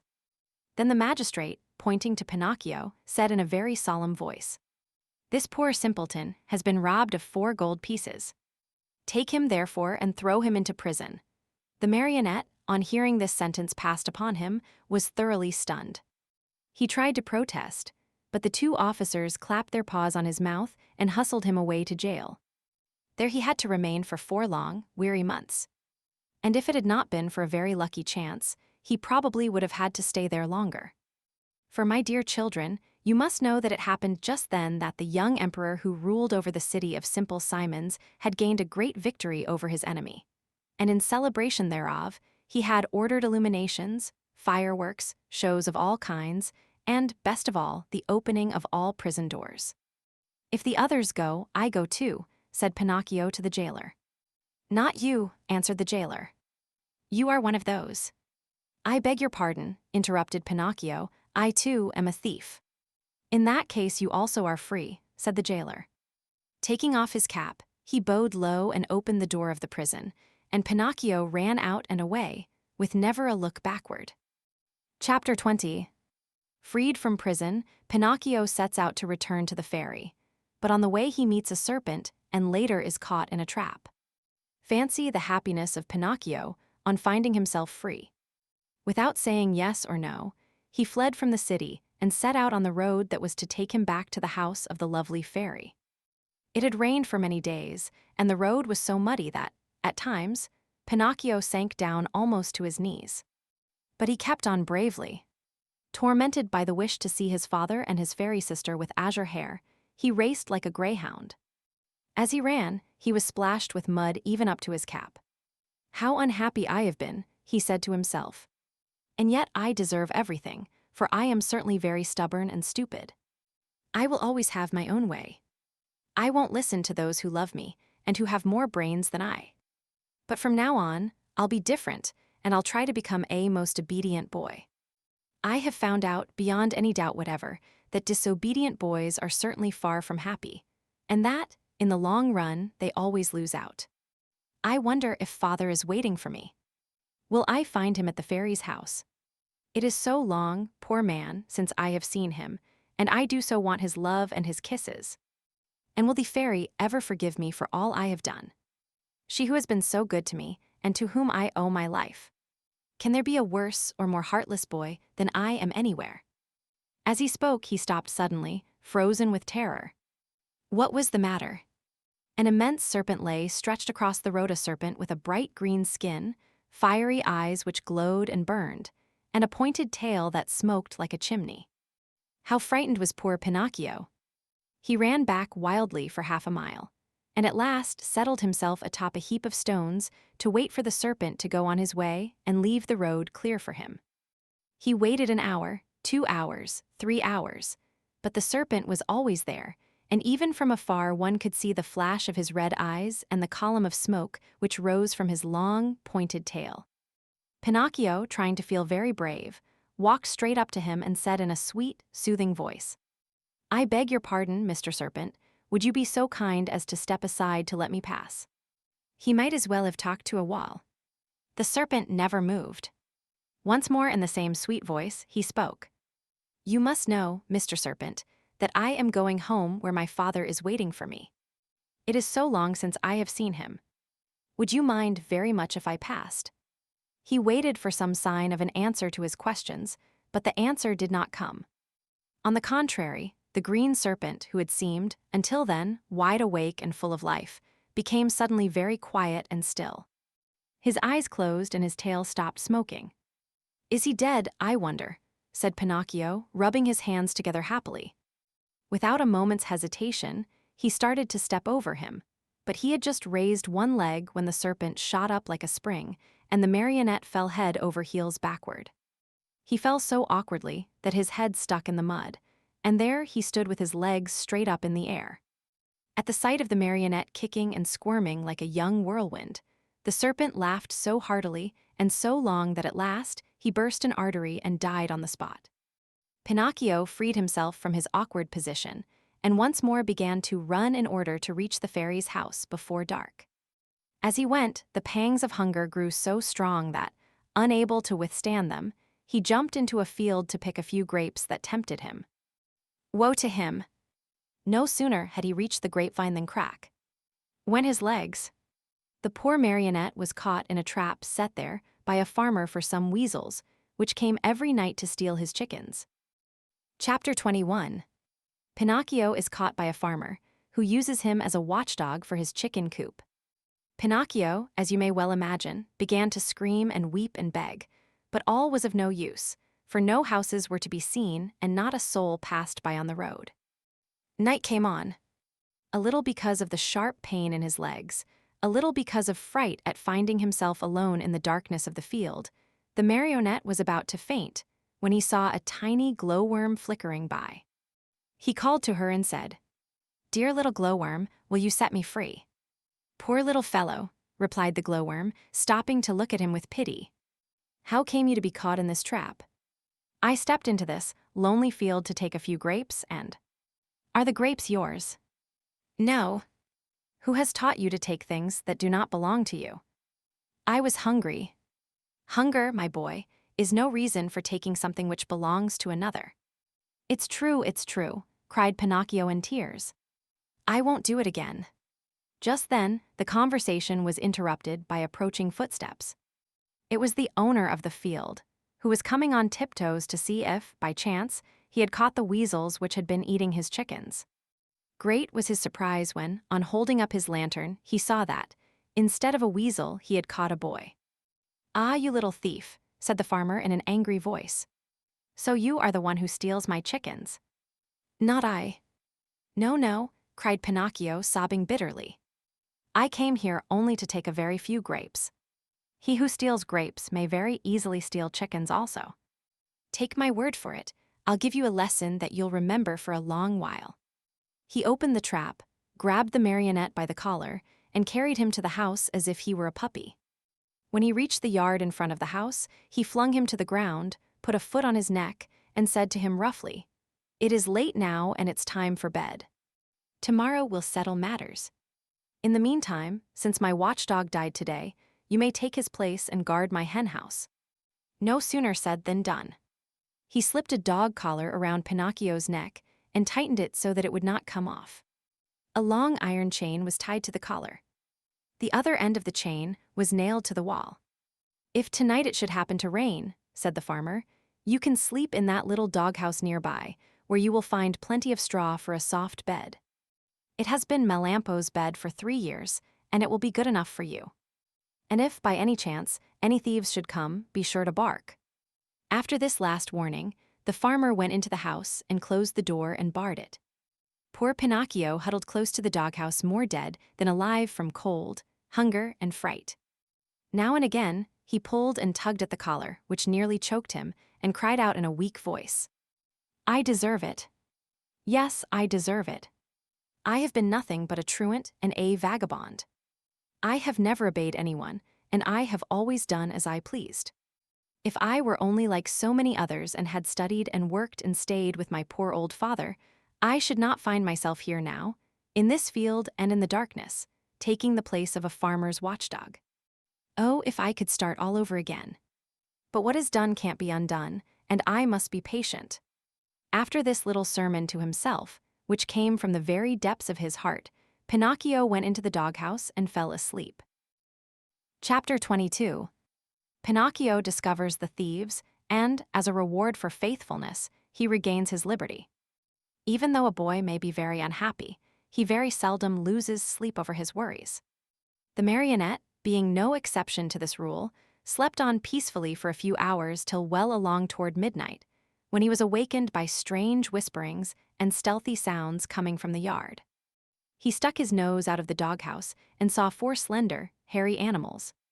They were weasels, small animals very fond of both eggs and chickens. One of them left her companions and, going to the door of the doghouse, said in a sweet voice, "Good evening, Melampo." "My name is not Melampo," answered Pinocchio. "Who are you, then?" "I am Pinocchio." "What are you doing here?" "I'm the watchdog." "But where is Melampo? Where is the old dog who used to live in this house?" "He died this morning." "Died? Poor beast. He was so good. Still, judging by your face, I think you, too, are a good-natured dog." "I beg your pardon, I am not a dog." "What are you, then?" "I am a marionette." "Are you taking the place of the watchdog?"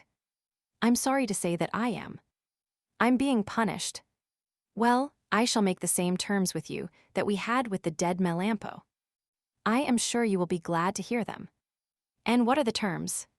"This is our plan.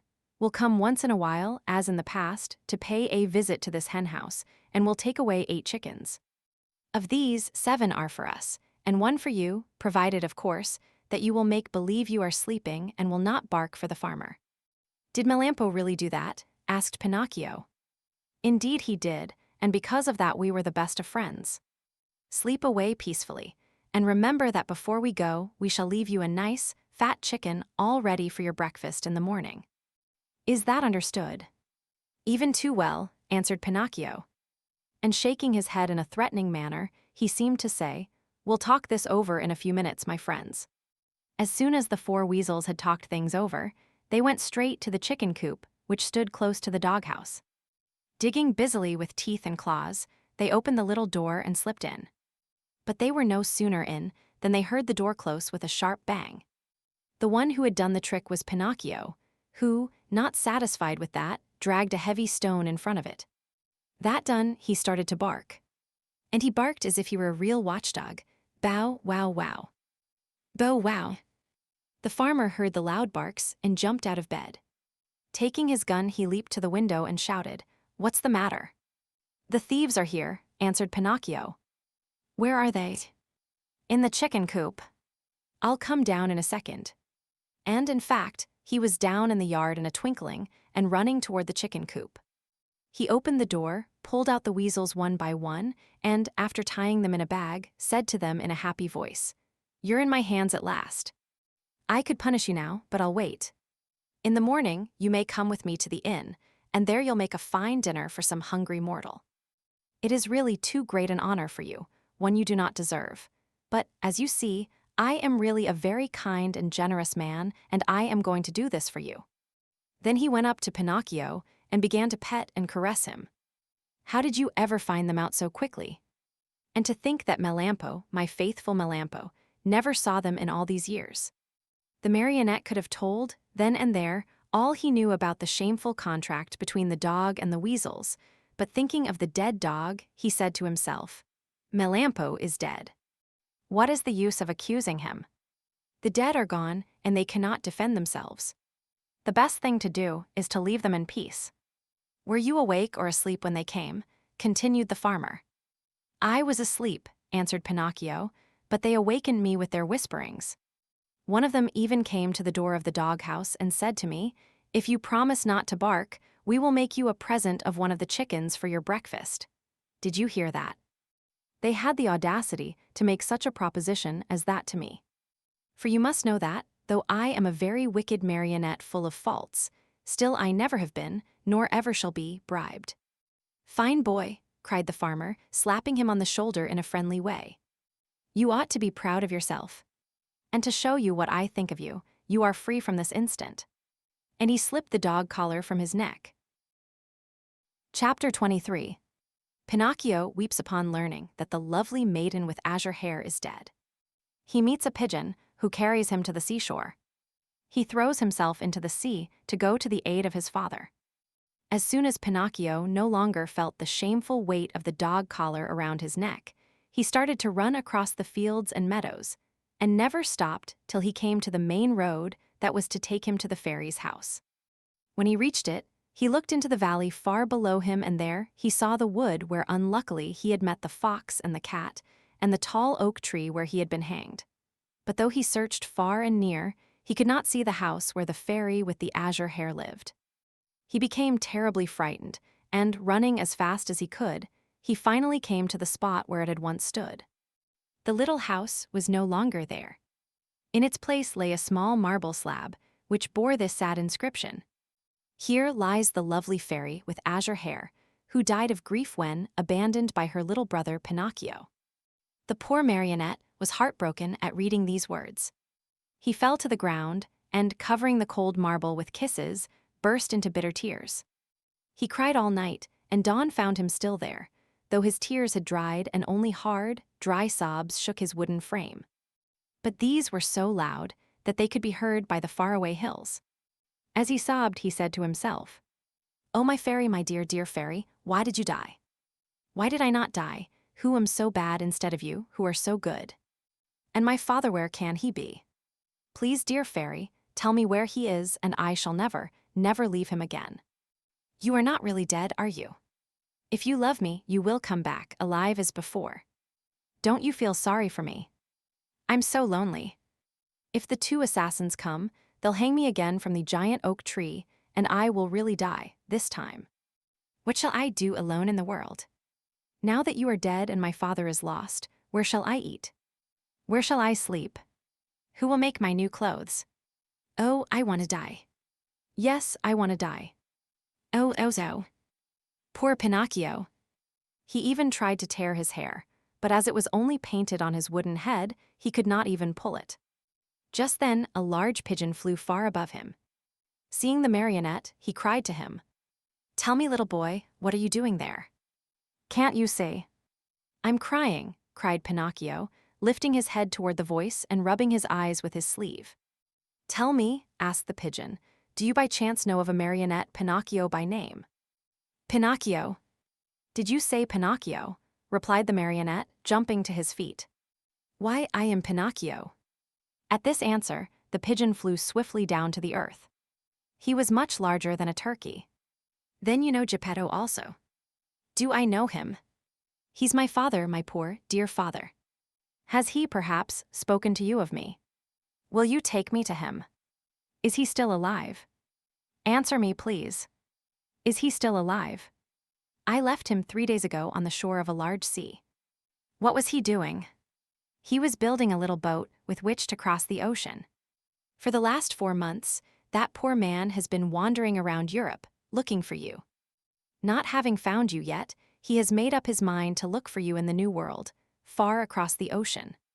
How far is it from here to the shore? Asked Pinocchio anxiously. More than 50 miles. 50 miles? Oh dear pigeon, how I wish I had your wings. If you want to come, I'll take you with me. How? Astride my back. Are you very heavy? Heavy? Not at all. I'm only a feather. Very well. Saying nothing more, Pinocchio jumped on the pigeon's back, and as he settled himself, he cried out gaily, gallop on, my pretty steed. I'm in a great hurry. The pigeon flew away, and in a few minutes he had reached the clouds. The marionette looked to see what was below them. His head swam, and he was so frightened that he clutched wildly at the pigeon's neck to keep himself from falling.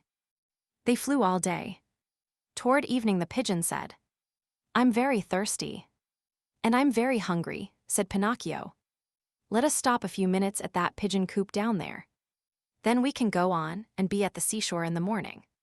They went into the empty coop, and there they found nothing but a bowl of water and a small basket filled with chickpeas. The marionette had always hated chickpeas. According to him, they had always made him sick, but that night he ate them with a relish. As he finished them, he turned to the pigeon and said, I never should have thought that chickpeas could be so good. You must remember, my boy, answered the pigeon, that hunger is the best sauce. After resting a few minutes longer, they set out again. The next morning they were at the seashore.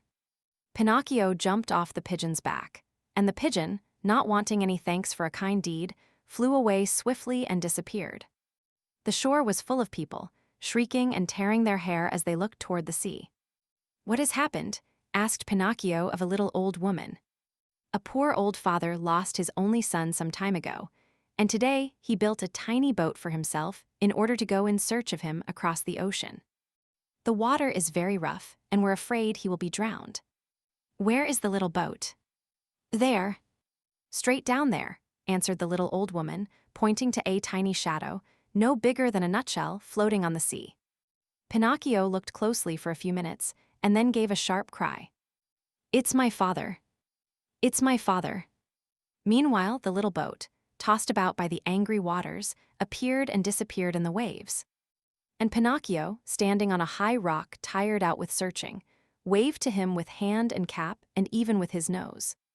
It looked as if Geppetto, though far away from the shore, recognized his son, for he took off his cap and waved also. He seemed to be trying to make everyone understand that he would come back if he were able, but the sea was so heavy that he could do nothing with his oars. Suddenly a huge wave came, and the boat disappeared. They waited and waited for it, but it was gone. Poor man, said the fisher folk on the shore, whispering a prayer as they turned to go home. Just then a desperate cry was heard. Turning around, the fisher folk saw Pinocchio dive into the sea and heard him cry out, I'll save him. I'll save my father. The marionette, being made of wood, floated easily along and swam like a fish in the rough water. Now and again, he disappeared only to reappear once more. In a twinkling, he was far away from land. At last he was completely lost to view. Poor boy, cried the fisher folk on the shore, and again they mumbled a few prayers as they returned home. Chapter 24. Pinocchio reaches the island of the busy bees and finds the fairy once more. Pinocchio, spurred on by the hope of finding his father and of being in time to save him, swam all night long.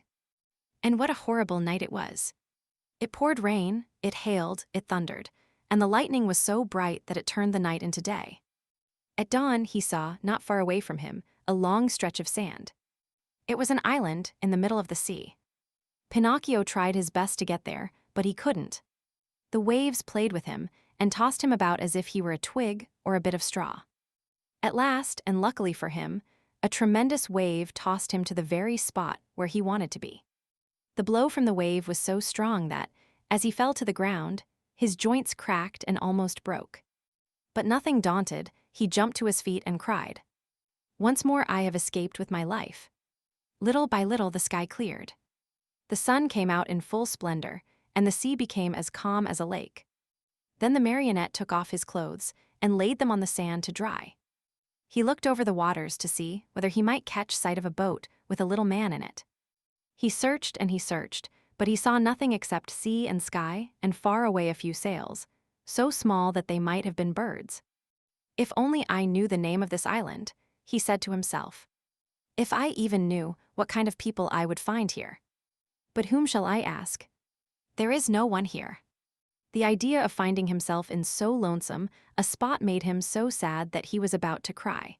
But just then he saw a big fish swimming nearby, with his head far out of the water. Not knowing what to call him, the marionette said to him, "Hey there, Mr. Fish, may I have a word with you?" "Even two, if you want," answered the fish, who happened to be a very polite dolphin. "Will you please tell me if, on this island, there are places where one may eat without necessarily being eaten?" "Surely there are," answered the dolphin. "In fact, you'll find one not far from this spot." "And how shall I get there?" "Take that path on your left and follow your nose. You can't go wrong." "Tell me another thing. You who travel day and night through the sea, did you not perhaps meet a little boat with my father in it?" "And who is you, father?" "He is the best father in the world, even as I am the worst son that can be found." "In the storm of last night," answered the dolphin, "the little boat must have been swamped." "And my father?" "By this time, he must have been swallowed by the terrible shark, which for the last few days has been bringing terror to these waters." "Is this shark very big?" asked Pinocchio, who was beginning to tremble with fright. "Is he big?" replied the dolphin. "Just to give you an idea of his size, let me tell you that he is larger than a 5-story building, and that he has a mouth so big and so deep that a whole train and engine could easily get into it." "Mother mine!" cried the marionette, scared to death, and dressing himself as fast as he could, he turned to the dolphin and said, "Farewell, Mr. Fish. Pardon the bother, and many thanks for your kindness." This said, he took the path at so swift a gait that he seemed to fly, and at every small sound he heard, he turned in fear to see whether the terrible shark, 5 stories high and with a train in his mouth, was following him. After walking a half-hour, he came to a small country called the Land of the Busy Bees. The streets were filled with people running to and fro about their tasks. Everyone worked, everyone had something to do. Even if one were to search with a lantern, not one idle man or one tramp could have been found. "I understand," said Pinocchio at once wearily, "this is no place for me. I was not born for work." But in the meantime, he began to feel hungry, for it was 24 hours since he had eaten. What was to be done?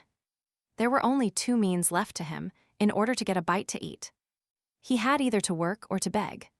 He was ashamed to beg, because his father had always preached to him that begging should be done only by the sick or the old. He had said that the real poor in this world, deserving of our pity and help, were only those who, either through age or sickness, had lost the means of earning their bread with their own hands. All others should work, and if they didn't and went hungry, so much the worse for them. Just then a man passed by, worn out and wet with perspiration, pulling with difficulty 2 heavy carts filled with coal. Pinocchio looked at him, and, judging him by his looks to be a kind man, said to him with eyes downcast in shame, "Will you be so good as to give me a penny, for I am faint with hunger?" "Not only 1 penny," answered the coal man.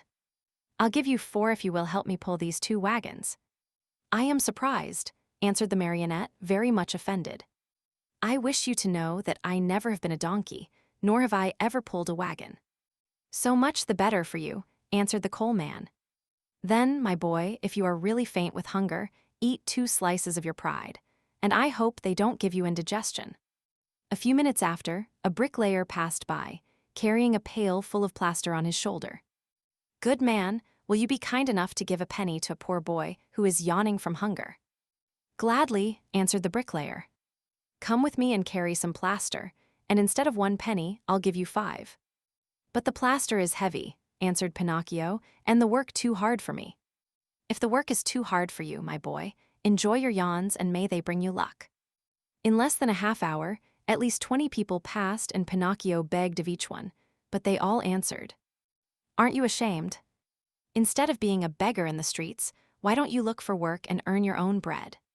Finally, a little woman went by carrying 2 water jugs. Good woman, will you allow me to have a drink from one of your jugs? Asked Pinocchio, who was burning up with thirst. With pleasure, my boy, she answered, setting the 2 jugs on the ground before him. When Pinocchio had had his fill, he grumbled as he wiped his mouth. My thirst is gone. If I could only as easily get rid of my hunger. On hearing these words, the good little woman immediately said, If you help me to carry these jugs home, I'll give you a slice of bread. Pinocchio looked at the jug and said neither yes nor no. And with the bread, I'll give you a nice dish of cauliflower with white sauce on it. Pinocchio gave the jug another look and said neither yes nor no. And after the cauliflower, some cake and jam. At this last bribery, Pinocchio could no longer resist and said firmly, Very well. I'll take the jug home for you. The jug was very heavy, and the marionette, not being strong enough to carry it with his hands, had to put it on his head. When they arrived home, the little woman made Pinocchio sit down at a small table and placed before him the bread, the cauliflower, and the cake. Pinocchio did not eat, he devoured. His stomach seemed a bottomless pit. His hunger finally appeased, he raised his head to thank his kind benefactress. But he had not looked at her long when he gave a cry of surprise and sat there with his eyes wide open, his fork in the air, and his mouth filled with bread and cauliflower. Why all this surprise? Asked the good woman, laughing. Because, answered Pinocchio, stammering and stuttering, because you look like you remind me of yes. Yes, the same voice, the same eyes, the same hair, yes. Yes, yes, you also have the same azure hair she had, oh, my little fairy, my little fairy. Tell me that it is you. Don't make me cry any longer. If you only knew. I have cried so much, I have suffered so. And Pinocchio threw himself on the floor and clasped the knees of the mysterious little woman. Chapter 25.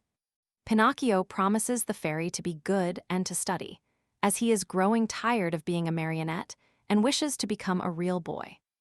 If Pinocchio cried much longer, the little woman thought he would melt away, so she finally admitted that she was the little fairy with azure hair. You rascal of a marionette. How did you know it was I? She asked, laughing. My love for you told me who you were. Do you remember? You left me when I was a little girl, and now you find me a grown woman.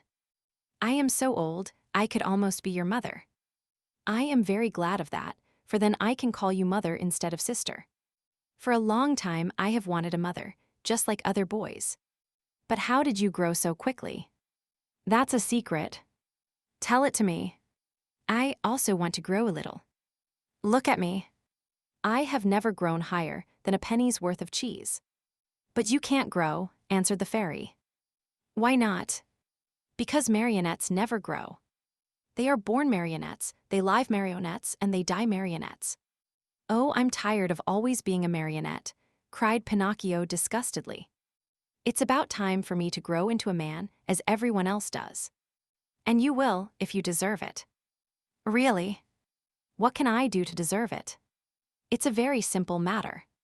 Try to act like a well-behaved child. Don't you think I do? Far from it. Good boys are obedient, and you on the contrary. And I never obey. Good boys love study and work, but you. And I, on the contrary, am a lazy fellow and a tramp all year round. Good boys always tell the truth. And I always tell lies. Good boys go gladly to school. And I get sick if I go to school. From now on I'll be different. Do you promise? I promise. I want to become a good boy and be a comfort to my father. Where is my poor father now? I do not know. Will I ever be lucky enough to find him and embrace him once more? I think so. Indeed, I am sure of it. At this answer, Pinocchio's happiness was very great. He grasped the fairy's hands and kissed them so hard that it looked as if he had lost his head. Then lifting his face, he looked at her lovingly and asked, Tell me, little mother, it isn't true that you are dead, is it? It doesn't seem so, answered the fairy, smiling. If you only knew how I suffered, and how I wept when I read Here Lies. I know it, and for that I have forgiven you. The depth of your sorrow made me see that you have a kind heart. There is always hope for boys with hearts such as yours, though they may often be very mischievous. This is the reason why I have come so far to look for you. From now on, I'll be your own little mother." "Oh, how lovely," cried Pinocchio, jumping with joy. "You will obey me always and do as I wish." "Gladly, very gladly, more than gladly." "Beginning tomorrow," said the fairy, "you'll go to school every day." Pinocchio's face fell a little. "Then you will choose the trade you like best." Pinocchio became more serious. "What are you mumbling to yourself?" asked the fairy. "I was just saying," whined the marionette in a whisper, "that it seems too late for me to go to school now." "No, indeed. Remember, it is never too late to learn." "But I don't want either trade or profession." "Why?" "Because work wearies me." "My dear boy," said the fairy, "people who speak as you do usually end their days either in a prison or in a hospital. A man, remember, whether rich or poor, should do something in this world. No one can find happiness without work. Woe betide the lazy fellow. Laziness is a serious illness, and one must cure it immediately. Yes, even from early childhood. If not, it will kill you in the end." These words touched Pinocchio's heart. He lifted his eyes to his fairy and said seriously, "I'll work, I'll study, I'll do all you tell me. After all, the life of a marionette has grown very tiresome to me, and I want to become a boy, no matter how hard it is. You promise that, do you not?" "Yes, I promise, and now it is up to you." Chapter 26. Pinocchio goes to the seashore with his friends to see the terrible shark. In the morning, bright and early, Pinocchio started for school. Imagine what the boys said when they saw a marionette enter the classroom. They laughed until they cried. Everyone played tricks on him. One pulled his hat off, another tugged at his coat, a third tried to paint a mustache under his nose. One even attempted to tie strings to his feet and his hands to make him dance. For a while, Pinocchio was very calm and quiet. Finally, however, he lost all patience, and turning to his tormentors, he said to them threateningly, "Careful, boys, I haven't come here to be made fun of. I'll respect you, and I want you to respect me." "Hurrah for Dr. Know-all. You have spoken like a printed book," howled the boys, bursting with laughter. One of them, more impudent than the rest, put out his hand to pull the marionette's nose. But he was not quick enough, for Pinocchio stretched his leg under the table and kicked him hard on the shin. "Oh, what hard feet," cried the boy, rubbing the spot where the marionette had kicked him. "And what elbows. They are even harder than the feet," shouted another one, who, because of some other trick, had received a blow in the stomach. With that kick and that blow, Pinocchio gained everybody's favor. Everyone admired him, danced attendance upon him, petted and caressed him. As the days passed into weeks, even the teacher praised him, for he saw him attentive, hard-working, and wide awake, always the first to come in the morning and the last to leave when school was over. Pinocchio's only fault was that he had too many friends. Among these were many well-known rascals who cared not a jot for study or for success. The teacher warned him each day, and even the good fairy repeated to him many times, "Take care, Pinocchio. Those bad companions will sooner or later make you lose your love for study. Some day they will lead you astray." "There's no such danger," answered the marionette, shrugging his shoulders and pointing to his forehead as if to say, "I'm too wise." So it happened that one day, as he was walking to school, he met some boys who ran up to him and said, "Have you heard the news?" "No." "A shark as big as a mountain has been seen near the shore." "Really? I wonder if it could be the same one I heard of when my father was drowned." "We are going to see it." "Are you coming?" "No, not I. I must go to school." "What do you care about school? You can go there tomorrow. With a lesson more or less, we are always the same donkeys." "And what will the teacher say?" "Let him talk. He is paid to grumble all day long." "And my mother's?" "Mothers don't know anything," answered those scamps. "Do you know what I'll do?" said Pinocchio. "For certain reasons of mine, I too want to see that shark, but I'll go after school. I can see him then as well as now." "Poor simpleton," cried one of the boys. "Do you think that a fish of that size will stand there waiting for you?" He turns and off he goes, and no one will ever be the wiser. How long does it take from here to the shore? Asked the marionette. 1 hour there and back. Very well then. Let's see who gets there first, cried Pinocchio. At the signal, the little troop, with books under their arms, dashed across the fields. Pinocchio led the way, running as if on wings, the others following as fast as they could. Now and again, he looked back and, seeing his followers hot and tired, and with tongues hanging out, he laughed out heartily. Unhappy boy. If he had only known, then the dreadful things that were to happen to him on account of his disobedience. Chapter 27. The Great Battle Between Pinocchio and His Playmates. One is wounded. Pinocchio is arrested. Going like the wind, Pinocchio took but a very short time to reach the shore. He glanced all about him, but there was no sign of a shark. The sea was as smooth as glass. Hey there, boys. Where is that shark? He asked, turning to his playmates. He may have gone for his breakfast, said one of them, laughing. Or perhaps he went to bed for a little nap, said another, laughing also. From the answers and the laughter which followed them, Pinocchio understood that the boys had played a trick on him. What now? He said angrily to them. What's the joke? Oh, the joke's on you, cried his tormentors, laughing more heartily than ever and dancing gaily around the marionette. And that is that we have made you stay out of school to come with us. Aren't you ashamed of being such a goody-goody and of studying so hard? You never have a bit of enjoyment. And what is it to you if I do study? What does the teacher think of us, you mean? Why? Don't you see? If you study and we don't, we pay for it. After all, it's only fair to look out for ourselves. What do you want me to do? Hate school and books and teachers, as we all do. They are your worst enemies, you know, and they like to make you as unhappy as they can. And if I go on studying, what will you do to me? You'll pay for it. Really, you amuse me, answered the marionette, nodding his head. Hey, Pinocchio, cried the tallest of them all, that will do. We are tired of hearing you bragging about yourself, you little turkey cock.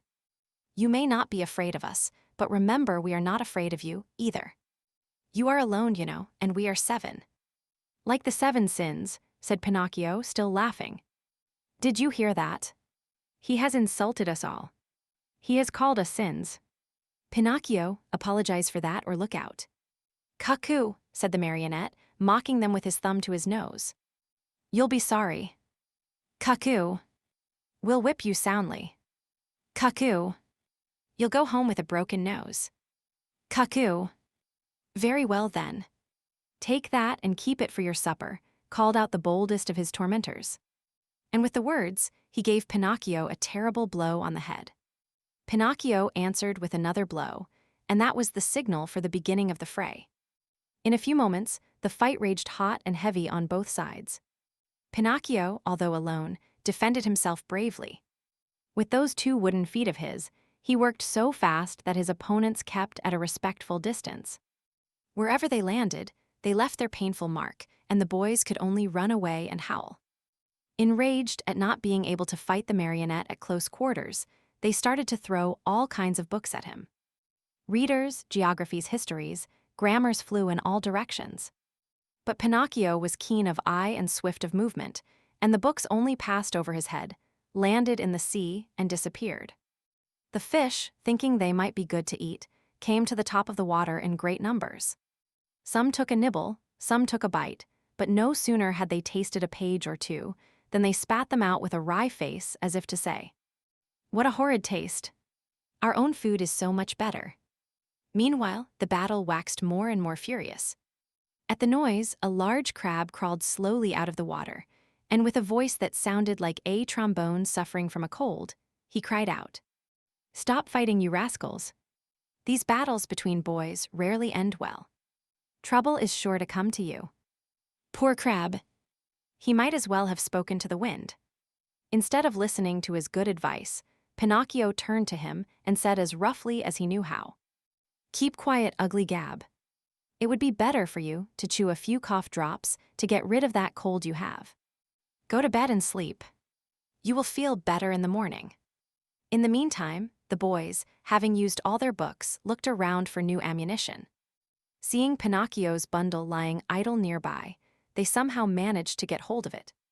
One of the books was a very large volume, an arithmetic text, heavily bound in leather. It was Pinocchio's pride. Among all his books, he liked that one the best. Thinking it would make a fine missile, one of the boys took hold of it and threw it with all his strength at Pinocchio's head. But instead of hitting the marionette, the book struck one of the other boys, who, as pale as a ghost, cried out faintly, "Oh, mother, help! I'm dying," and fell senseless to the ground. At the sight of that pale little corpse, the boys were so frightened that they turned tail and ran. In a few moments, all had disappeared. All except Pinocchio. Although scared to death by the horror of what had been done, he ran to the sea and soaked his handkerchief in the cool water, and with it bathed the head of his poor little schoolmate. Sobbing bitterly, he called to him, saying, "Eugene, my poor Eugene, open your eyes and look at me. Why don't you answer? I was not the one who hit you, you know. Believe me, I didn't do it. Open your eyes, Eugene. If you keep them shut, I'll die too. Oh dear me, how shall I ever go home now? How shall I ever look at my little mother again? What will happen to me? Where shall I go? Where shall I hide? Oh, how much better it would have been, 1,000 times better, if only I had gone to school. Why did I listen to those boys? They always were a bad influence. And to think that the teacher had told me and my mother, too, beware of bad company. That's what she said. But I'm stubborn and proud. I listen, but always I do as I wish. And then I pay. I've never had a moment's peace since I've been born. Oh dear. What will become of me? What will become of me?" Pinocchio went on crying and moaning and beating his head.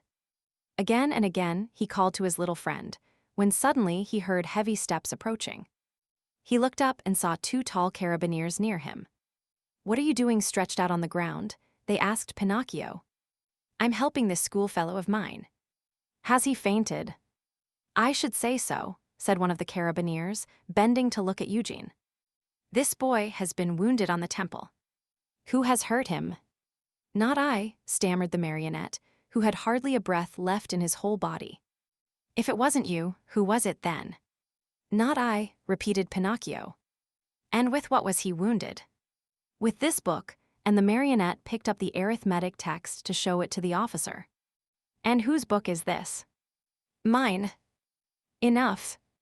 Not another word. Get up as quickly as you can and come along with us." "But I—" "Come with us." "But I am innocent." "Come with us." Before starting out, the officers called out to several fishermen passing by in a boat and said to them, "Take care of this little fellow who has been hurt. Take him home and bind his wounds. Tomorrow we'll come after him." They then took hold of Pinocchio and, putting him between them, said to him in a rough voice, "March. And go quickly, or it will be the worse for you." They did not have to repeat their words. The marionette walked swiftly along the road to the village. But the poor fellow hardly knew what he was about. He thought he had a nightmare. He felt ill. His eyes saw everything double, his legs trembled, his tongue was dry, and try as he might, he could not utter a single word. Yet, in spite of this numbness of feeling, he suffered keenly at the thought of passing under the windows of his good little fairy's house. What would she say on seeing him between 2 carabineers? They had just reached the village, when a sudden gust of wind blew off Pinocchio's cap and made it go sailing far down the street. "Would you allow me," the marionette asked the carabineers, "to run after my cap?" "Very well, go, but hurry." The marionette went, picked up his cap, but instead of putting it on his head, he stuck it between his teeth and then raced toward the sea. He went like a bullet out of a gun. The carabineers, judging that it would be very difficult to catch him, sent a large mastiff after him, one that had won first prize in all the dog races. Pinocchio ran fast, and the dog ran faster. At so much noise, the people hung out of the windows or gathered in the street, anxious to see the end of the contest. But they were disappointed, for the dog and Pinocchio raised so much dust on the road that, after a few moments, it was impossible to see them. Chapter 28. Pinocchio runs the danger of being fried in a pan like a fish. During that wild chase, Pinocchio lived through a terrible moment when he almost gave himself up as lost. This was when Alidoro, that was the mastiff's name, in a frenzy of running, came so near that he was on the very point of reaching him. The marionette heard, close behind him, the labored breathing of the beast who was fast on his trail, and now and again even felt his hot breath blow over him. Luckily, by this time, he was very near the shore, and the sea was in sight, in fact, only a few short steps away. As soon as he set foot on the beach, Pinocchio gave a leap and fell into the water. Alidoro tried to stop, but as he was running very fast, he couldn't, and he, too, landed far out in the sea. Strange though it may seem, the dog could not swim. He beat the water with his paws to hold himself up, but the harder he tried, the deeper he sank. As he stuck his head out once more, the poor fellow's eyes were bulging and he barked out wildly, "I drown. I drown."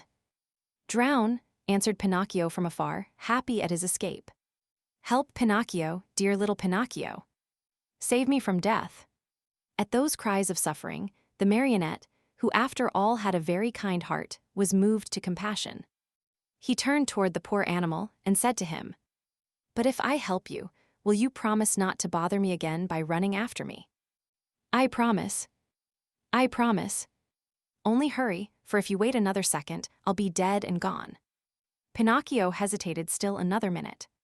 Then, remembering how his father had often told him that a kind deed is never lost, he swam to Alidoro and, catching hold of his tail, dragged him to the shore. The poor dog was so weak he could not stand. He had swallowed so much salt water that he was swollen like a balloon. However, Pinocchio, not wishing to trust him too much, threw himself once again into the sea. As he swam away, he called out, "Goodbye, Alidoro, good luck and remember me to the family." "Goodbye, little Pinocchio," answered the dog. "A thousand thanks for having saved me from death. You did me a good turn, and in this world, what is given is always returned. If the chance comes, I shall be there." Pinocchio went on swimming close to shore. At last, he thought he had reached a safe place. Glancing up and down the beach, he saw the opening of a cave out of which rose a spiral of smoke. "In that cave," he said to himself, "there must be a fire. So much the better. I'll dry my clothes and warm myself, and then well." His mind made up, Pinocchio swam to the rocks, but as he started to climb, he felt something under him lifting him up higher and higher. He tried to escape, but he was too late. To his great surprise, he found himself in a huge net, amid a crowd of fish of all kinds and sizes, who were fighting and struggling desperately to free themselves. At the same time, he saw a fisherman come out of the cave, a fisherman so ugly that Pinocchio thought he was a sea monster. In place of hair, his head was covered by a thick bush of green grass. Green was the skin of his body, green were his eyes, green was the long, long beard that reached down to his feet. He looked like a giant lizard with legs and arms. When the fisherman pulled the net out of the sea, he cried out joyfully, "Blessed Providence! Once more I'll have a fine meal of fish." "Thank heaven, I'm not a fish," said Pinocchio to himself, trying with these words to find a little courage. The fisherman took the net and the fish to the cave, a dark, gloomy, smoky place. In the middle of it, a pan full of oil sizzled over a smoky fire, sending out a repelling odor of tallow that took away one's breath. "Now, let's see what kind of fish we have caught today," said the green fisherman. He put a hand as big as a spade into the net and pulled out a handful of mullets. "Fine mullets these," he said, after looking at them and smelling them with pleasure. After that, he threw them into a large, empty tub. Many times, he repeated this performance. As he pulled each fish out of the net, his mouth watered with the thought of the good dinner coming, and he said, "Fine fish, these bass. Very tasty, these whitefish. Delicious flounders, these. What splendid crabs. And these dear little anchovies, with their heads still on." As you can well imagine, the bass, the flounders, the whitefish, and even the little anchovies all went together into the tub to keep the mullets company. The last to come out of the net was Pinocchio. As soon as the fisherman pulled him out, his green eyes opened wide with surprise, and he cried out in fear, "What kind of fish is this? I don't remember ever eating anything like it. He looked at him closely, and after turning him over and over, he said at last, I understand. He must be a crab. Pinocchio, mortified at being taken for a crab, said resentfully, What nonsense! A crab indeed. I am no such thing. Beware how you deal with me. I am a marionette, I want you to know. A marionette? Asked the fisherman. I must admit that a marionette fish is, for me, an entirely new kind of fish. So much the better. I'll eat you with greater relish. Eat me. But can't you understand that I'm not a fish? Can't you hear that I speak and think as you do? It's true, answered the fisherman. But since I see that you are a fish, well able to talk and think as I do, I'll treat you with all due respect.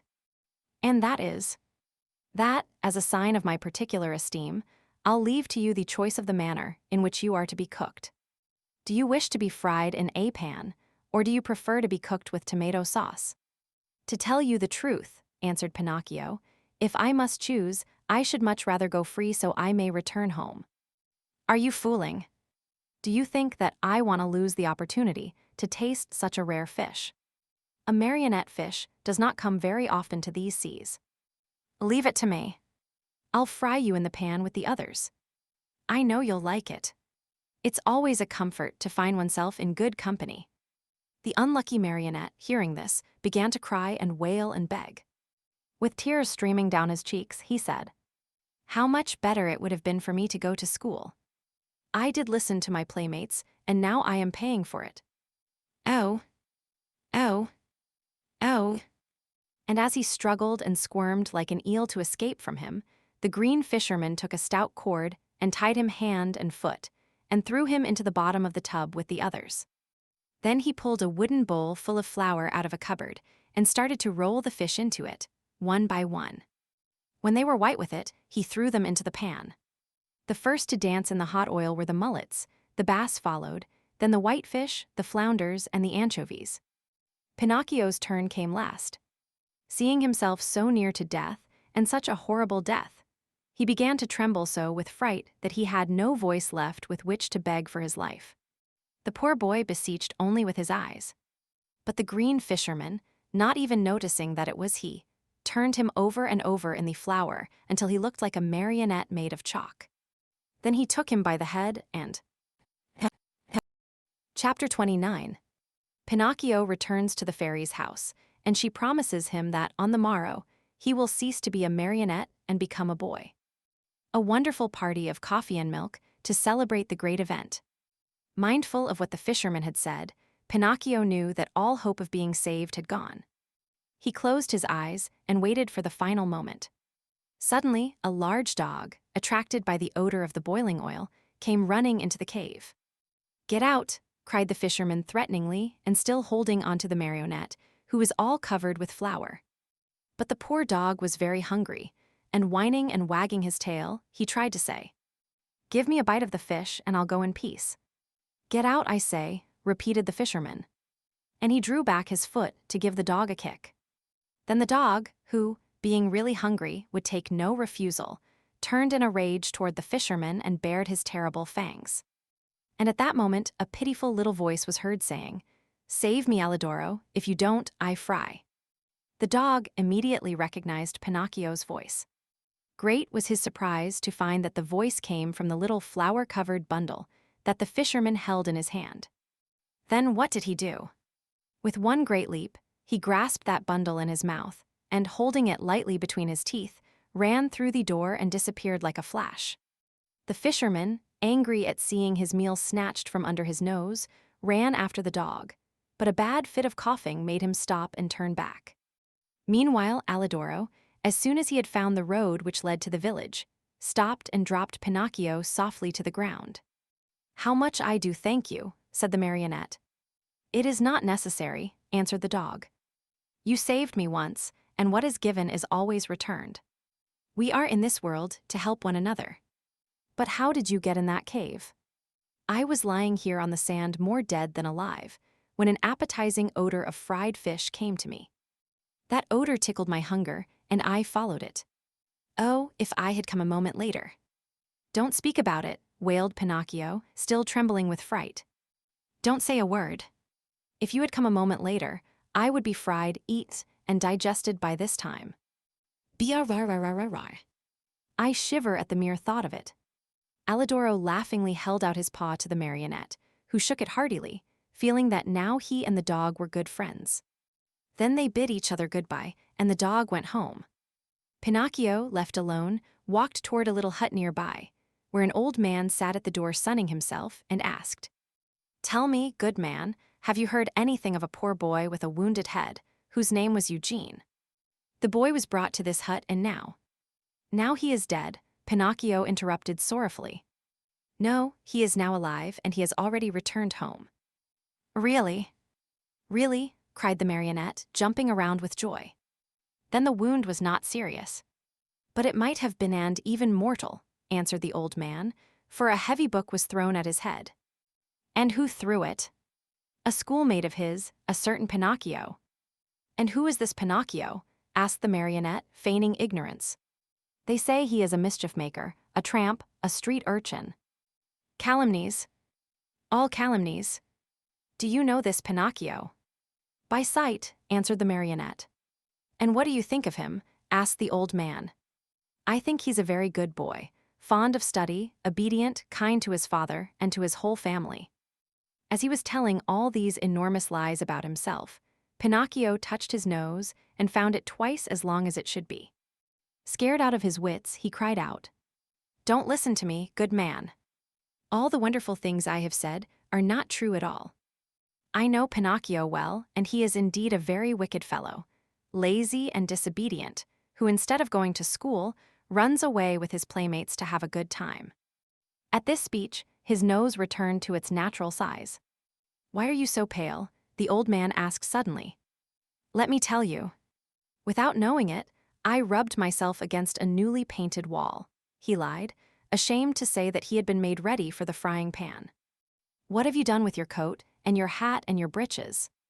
"I met thieves and they robbed me." "Tell me, my good man, have you not, perhaps, a little suit to give me so that I may go home?" "My boy, as for clothes, I have only a bag in which I keep hops. If you want it, take it. There it is." Pinocchio did not wait for him to repeat his words. He took the bag, which happened to be empty, and after cutting a big hole at the top and two at the sides, he slipped into it as if it were a shirt. Lightly clad as he was, he started out toward the village. Along the way he felt very uneasy.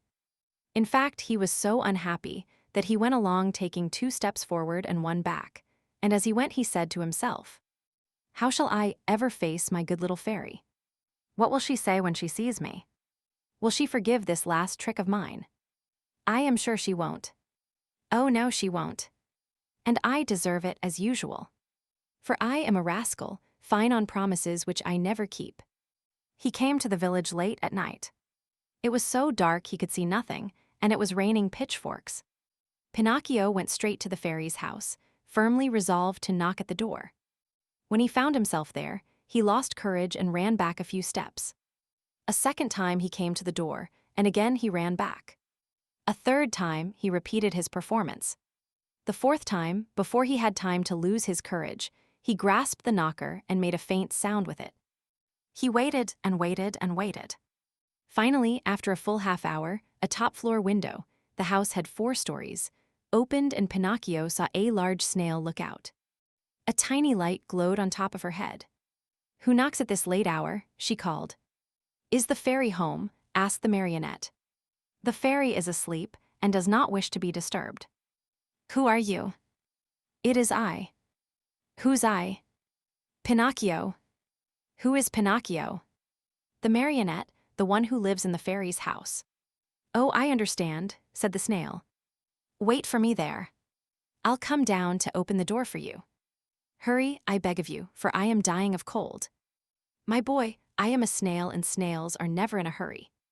An hour passed, 2 hours, and the door was still closed. Pinocchio, who was trembling with fear and shivering from the cold rain on his back, knocked a second time, this time louder than before.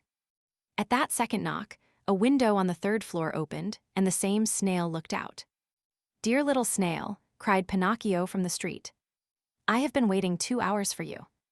And 2 hours on a dreadful night like this are as long as 2 years. Hurry, please. My boy, answered the snail in a calm, peaceful voice, my dear boy, I am a snail and snails are never in a hurry. And the window closed. A few minutes later midnight struck, then 1 o'clock, 2 o'clock. And the door still remained closed.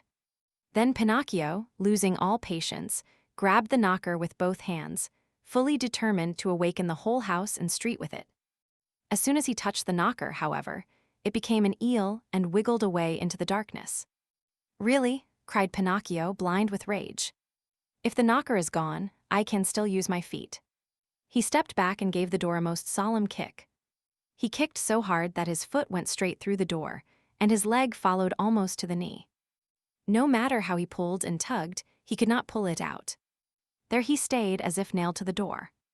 Poor Pinocchio! The rest of the night, he had to spend with one foot through the door and the other one in the air. As dawn was breaking, the door finally opened. That brave little animal, the snail, had taken exactly 9 hours to go from the 4th floor to the street. How she must have raced. What are you doing with your foot through the door? She asked the marionette, laughing. It was a misfortune. Won't you try, pretty little snail, to free me from this terrible torture? My boy, we need a carpenter here and I have never been one. Ask the fairy to help me. The fairy is asleep and does not want to be disturbed. But what do you want me to do, nailed to the door like this? Enjoy yourself, counting the ants which are passing by. Bring me something to eat at least, for I am faint with hunger. Immediately. In fact, after 3 hours and a half, Pinocchio saw her return with a silver tray on her head. On the tray there was bread, roast chicken, fruit. Here is the breakfast the fairy sends to you, said the snail. At the sight of all these good things, the marionette felt much better. What was his disgust, however, when on tasting the food, he found the bread to be made of chalk, the chicken of cardboard, and the brilliant fruit of colored alabaster. He wanted to cry, he wanted to give himself up to despair, he wanted to throw away the tray and all that was on it. Instead, either from pain or weakness, he fell to the floor in a dead faint. When he regained his senses, he found himself stretched out on a sofa, and the fairy was seated near him. This time also I forgive you, said the fairy to him. But be careful not to get into mischief again. Pinocchio promised to study and to behave himself. And he kept his word for the remainder of the year. At the end of it, he passed first in all his examinations, and his report was so good that the fairy said to him happily, "Tomorrow your wish will come true." And what is it? Tomorrow you will cease to be a marionette and will become a real boy. Pinocchio was beside himself with joy. All his friends and schoolmates must be invited to celebrate the great event. The fairy promised to prepare 200 cups of coffee and milk and 400 slices of toast buttered on both sides. The day promised to be a very gay and happy one, but unluckily, in a marionette's life, there's always a but which is apt to spoil everything. Chapter 30. Pinocchio, instead of becoming a boy, runs away to the land of toys with his friend, Lampwick. Coming at last out of the surprise into which the fairy's words had thrown him, Pinocchio asked for permission to give out the invitations. Indeed, you may invite your friends to tomorrow's party. Only remember to return home before dark. Do you understand? I'll be back in 1 hour without fail, answered the marionette. Take care, Pinocchio. Boys give promises very easily, but they as easily forget them. But I am not like those others. When I give my word, I keep it. We shall see. In case you do disobey, you will be the one to suffer, not anyone else. Why? Because boys who do not listen to their elders always come to grief. I certainly have, said Pinocchio, but from now on I obey. We shall see if you are telling the truth. Without adding another word, the marionette bade the good fairy goodbye, and singing and dancing, he left the house. In a little more than an hour, all his friends were invited. Some accepted quickly and gladly. Others had to be coaxed, but when they heard that the toast was to be buttered on both sides, they all ended by accepting the invitation with the words, "We'll come to please you." Now it must be known that, among all his friends, Pinocchio had one whom he loved most of all. The boy's real name was Romeo, but everyone called him Lampwick, for he was long and thin and had a woebegone look about him. Lampwick was the laziest boy in the school and the biggest mischief maker, but Pinocchio loved him dearly. That day, he went straight to his friend's house to invite him to the party, but Lampwick was not at home. He went a second time, and again a third, but still without success. Where could he be? Pinocchio searched here and there and everywhere, and finally discovered him hiding near a farmer's wagon. "What are you doing there?" asked Pinocchio, running up to him. "I am waiting for midnight to strike to go." "Where?" "Far, far away. And I have gone to your house 3 times to look for you." "What did you want from me?" "Haven't you heard the news? Don't you know what good luck is mine?" "What is it?" "Tomorrow I end my days as a marionette and become a boy, like you and all my other friends. May it bring you luck. Shall I see you at my party tomorrow? But I'm telling you that I go tonight." "At what time?" "At midnight." "And where are you going?" "To a real country, the best in the world, a wonderful place." "What is it called?" "It is called the Land of Toys." "Why don't you come too?" "I? Oh no. You are making a big mistake, Pinocchio. Believe me, if you don't come you'll be sorry. Where can you find a place that will agree better with you and me? No schools, no teachers, no books. In that blessed place there is no such thing as study. Here, it is only on Saturdays that we have no school. In the Land of Toys, every day except Sunday is a Saturday. Vacation begins on the 1st of January and ends on the last day of December. That is the place for me. All countries should be like it. How happy we should all be. But how does one spend the day in the Land of Toys? Days are spent in play and enjoyment from morn till night. At night one goes to bed, and next morning the good times begin all over again. What do you think of it?"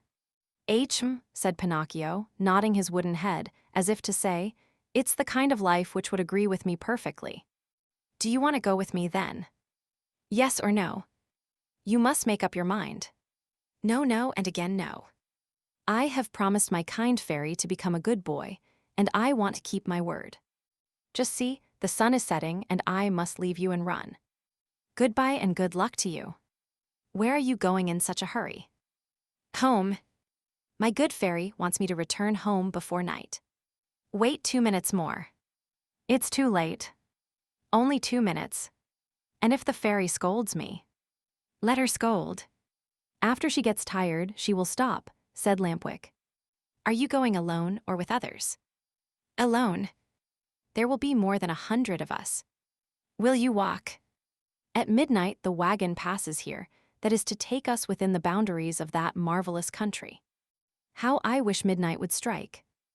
"Why?" "To see you all set out together. Stay here a while longer and you will see us." "No, no. I want to return home." "Wait 2 more minutes." "I have waited too long as it is." "The fairy will be worried." "Poor fairy. Is she afraid the bats will eat you up?" "Listen, Lampwick," said the marionette, "are you really sure that there are no schools in the Land of Toys? Not even the shadow of one? Not even one teacher?" "Not one. And one does not have to study." "Never, never, never." "What a great land," said Pinocchio, feeling his mouth water. "What a beautiful land. I have never been there, but I can well imagine it. Why don't you come too?" "It is useless for you to tempt me. I told you I promised my good fairy to behave myself, and I am going to keep my word. Goodbye then, and remember me to the grammar schools, to the high schools, and even to the colleges if you meet them on the way. Goodbye, Lampwick. Have a pleasant trip, enjoy yourself, and remember your friends once in a while." With these words, the marionette started on his way home. Turning once more to his friend, he asked him, "But are you sure that, in that country, each week is composed of 6 Saturdays and 1 Sunday?" "Very sure." "And that vacation begins on the 1st of January and ends on the 31st of December?" "Very, very sure." "What a great country," repeated Pinocchio, puzzled as to what to do. Then, in sudden determination, he said hurriedly, "Goodbye for the last time, and good luck." "Goodbye." How soon will you go? Within 2 hours. What a pity. If it were only 1 hour, I might wait for you. And the fairy?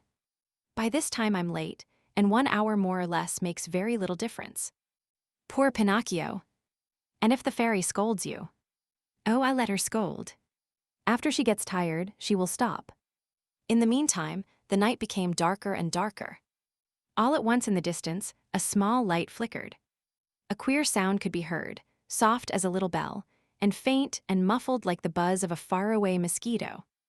There it is, cried Lampwick, jumping to his feet. What? Whispered Pinocchio. The wagon which is coming to get me. For the last time, are you coming or not?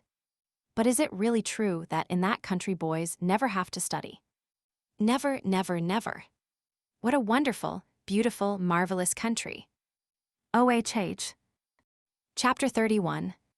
After 5 months of play, Pinocchio wakes up one fine morning and finds a great surprise awaiting him. Finally, the wagon arrived. It made no noise, for its wheels were bound with straw and rags.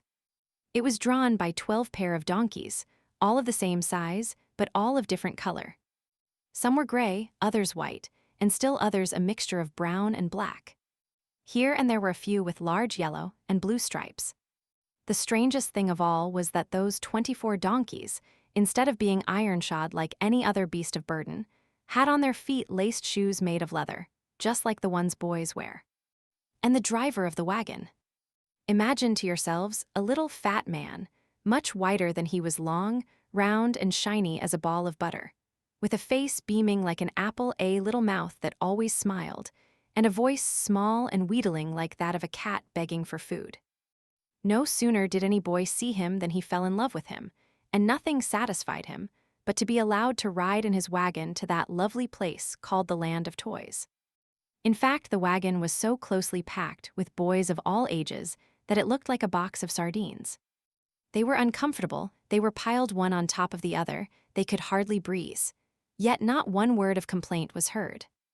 The thought that in a few hours they would reach a country where there were no schools, no books, no teachers, made these boys so happy that they felt neither hunger, nor thirst, nor sleep, nor discomfort. No sooner had the wagon stopped than the little fat man turned to Lampwick.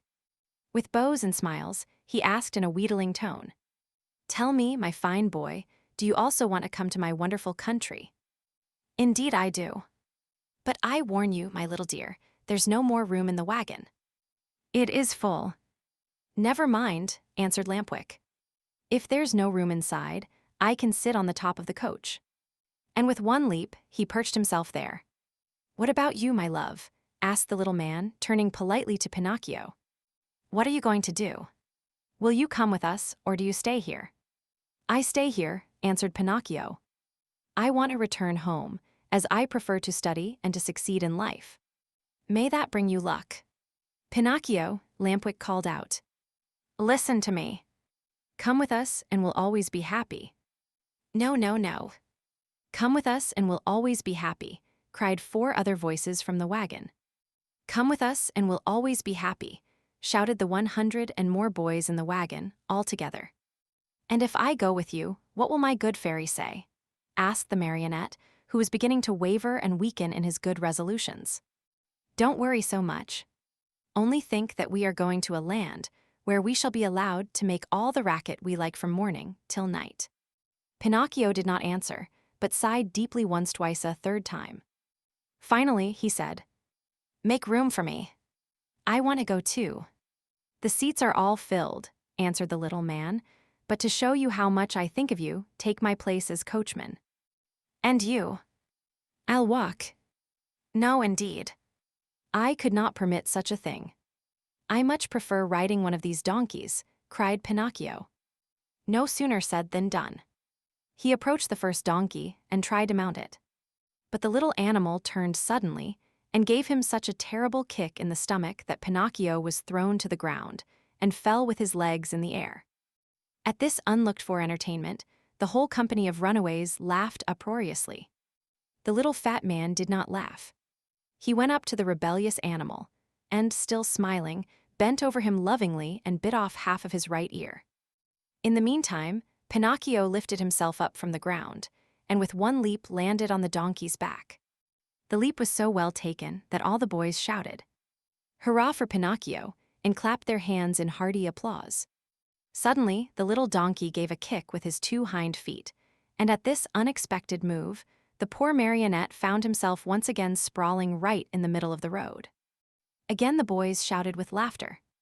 But the little man, instead of laughing, became so loving toward the little animal that, with another kiss, he bit off half of his left ear. "You can mount now, my boy," he then said to Pinocchio. "Have no fear. That donkey was worried about something, but I have spoken to him, and now he seems quiet and reasonable." Pinocchio mounted, and the wagon started on its way. While the donkeys galloped along the stony road, the marionette fancied he heard a very quiet voice whispering to him, "Poor silly, you have done as you wished, but you are going to be a sorry boy before very long." Pinocchio, greatly frightened, looked about him to see whence the words had come, but he saw no one. The donkeys galloped, the wagon rolled on smoothly, the boys slept, Lampwick snored like a dormouse, and the little, fat driver sang sleepily between his teeth. After a mile or so, Pinocchio again heard the same faint voice whispering, "Remember, little simpleton." Boys who stop studying and turn their backs upon books and schools and teachers in order to give all their time to nonsense and pleasure, sooner or later come to grief. Oh, how well I know this. How well I can prove it to you.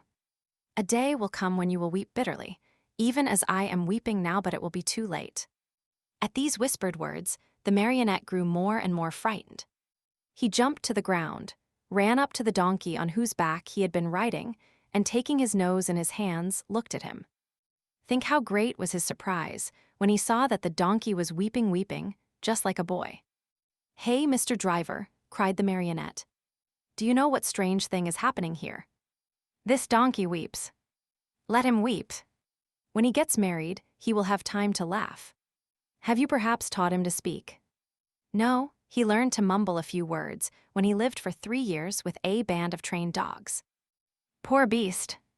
Come, said the little man, "do not lose time over a donkey that can weep. Mount quickly and let us go. The night is cool and the road is long." Pinocchio obeyed without another word. The wagon started again. Toward dawn the next morning, they finally reached that much-longed-for country, the land of toys. This great land was entirely different from any other place in the world. Its population, large though it was composed wholly of boys. The oldest were about 14 years of age, the youngest 8. In the street there was such a racket, such shouting, such blowing of trumpets that it was deafening. Everywhere groups of boys were gathered together. Some played at marbles, at hopscotch, at ball. Others rode on bicycles or on wooden horses. Some played at blindman's buff, others at tag. Here a group played circus, there another sang and recited. A few turned somersaults, others walked on their hands with their feet in the air. Generals in full uniform, leading regiments of cardboard soldiers, passed by. Laughter, shrieks, howls, catcalls, hand-clapping followed this parade. One boy made a noise like a hen, another like a rooster, and a third imitated a lion in his den. All together, they created such a pandemonium that it would have been necessary for you to put cotton in your ears. The squares were filled with small wooden theaters, overflowing with boys from morning till night, and on the walls of the houses, written with charcoal, were words like these: "Hurrah for the land of toys. Down with arithmetic. No more school." As soon as they had set foot in that land, Pinocchio, Lampwick, and all the other boys who had traveled with them started out on a tour of investigation. They wandered everywhere, they looked into every nook and corner, house and theater. They became everybody's friend. Who could be happier than they? What with entertainments and parties, the hours, the days, the weeks passed like lightning. "Oh, what a beautiful life this is," said Pinocchio each time that, by chance, he met his friend Lampwick.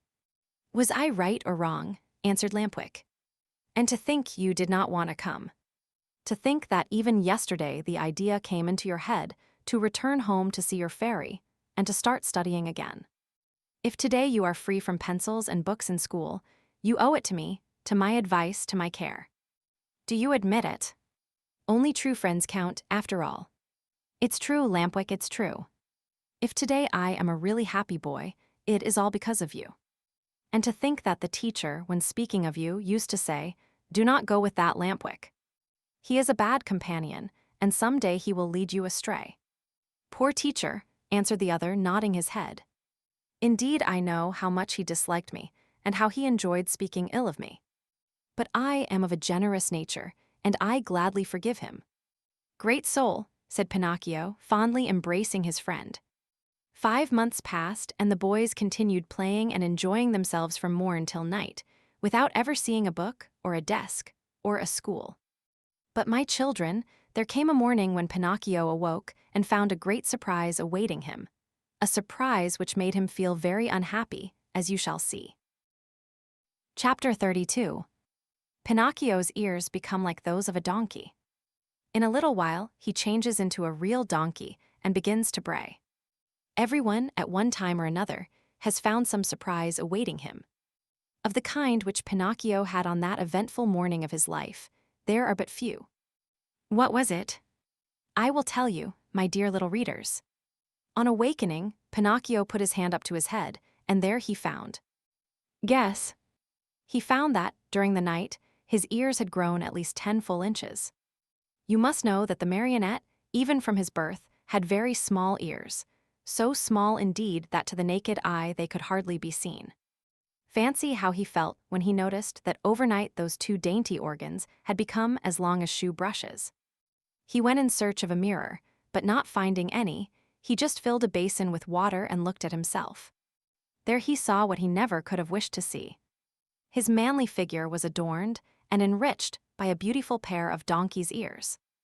I leave you to think of the terrible grief, the shame, the despair of the poor marionette. He began to cry, to scream, to knock his head against the wall, but the more he shrieked, the longer and the more hairy grew his ears. At those piercing shrieks, a dormouse came into the room, a fat little dormouse who lived upstairs. Seeing Pinocchio so grief-stricken, she asked him anxiously, "What is the matter, dear little neighbor?" "I am sick, my little dormouse, very, very sick, and from an illness which frightens me." "Do you understand how to feel the pulse?" "A little." "Feel mine then, and tell me if I have a fever." The dormouse took Pinocchio's wrist between her paws and, after a few minutes, looked up at him sorrowfully and said, "My friend, I am sorry, but I must give you some very sad news." "What is it?" "You have a very bad fever." "But what fever is it?" "The donkey fever." "I don't know anything about that fever," answered the marionette, beginning to understand even too well what was happening to him. "Then I will tell you all about it," said the dormouse. "Know then that, within 2 or 3 hours, you will no longer be a marionette nor a boy." "What shall I be?" "Within 2 or 3 hours, you will become a real donkey, just like the ones that pull the fruit carts to market." "Oh, what have I done? What have I done?" cried Pinocchio, grasping his 2 long ears in his hands and pulling and tugging at them angrily, just as if they belonged to another. "My dear boy," answered the dormouse to cheer him up a bit, "why worry now? What is done cannot be undone, you know. Fate has decreed that all lazy boys who come to hate books and schools and teachers, and spend all their days with toys and games, must sooner or later turn into donkeys." "But is it really so?" asked the marionette, sobbing bitterly. "I am sorry to say it is. And tears now are useless. You should have thought of all this before. But the fault is not mine. Believe me, little dormouse, the fault is all Lampwick's. And who is this Lampwick?" "A classmate of mine. I wanted to return home. I wanted to be obedient. I wanted to study and to succeed in school, but Lampwick said to me, 'Why do you want to waste your time studying? Why do you want to go to school? Come with me to the land of toys. There we'll never study again.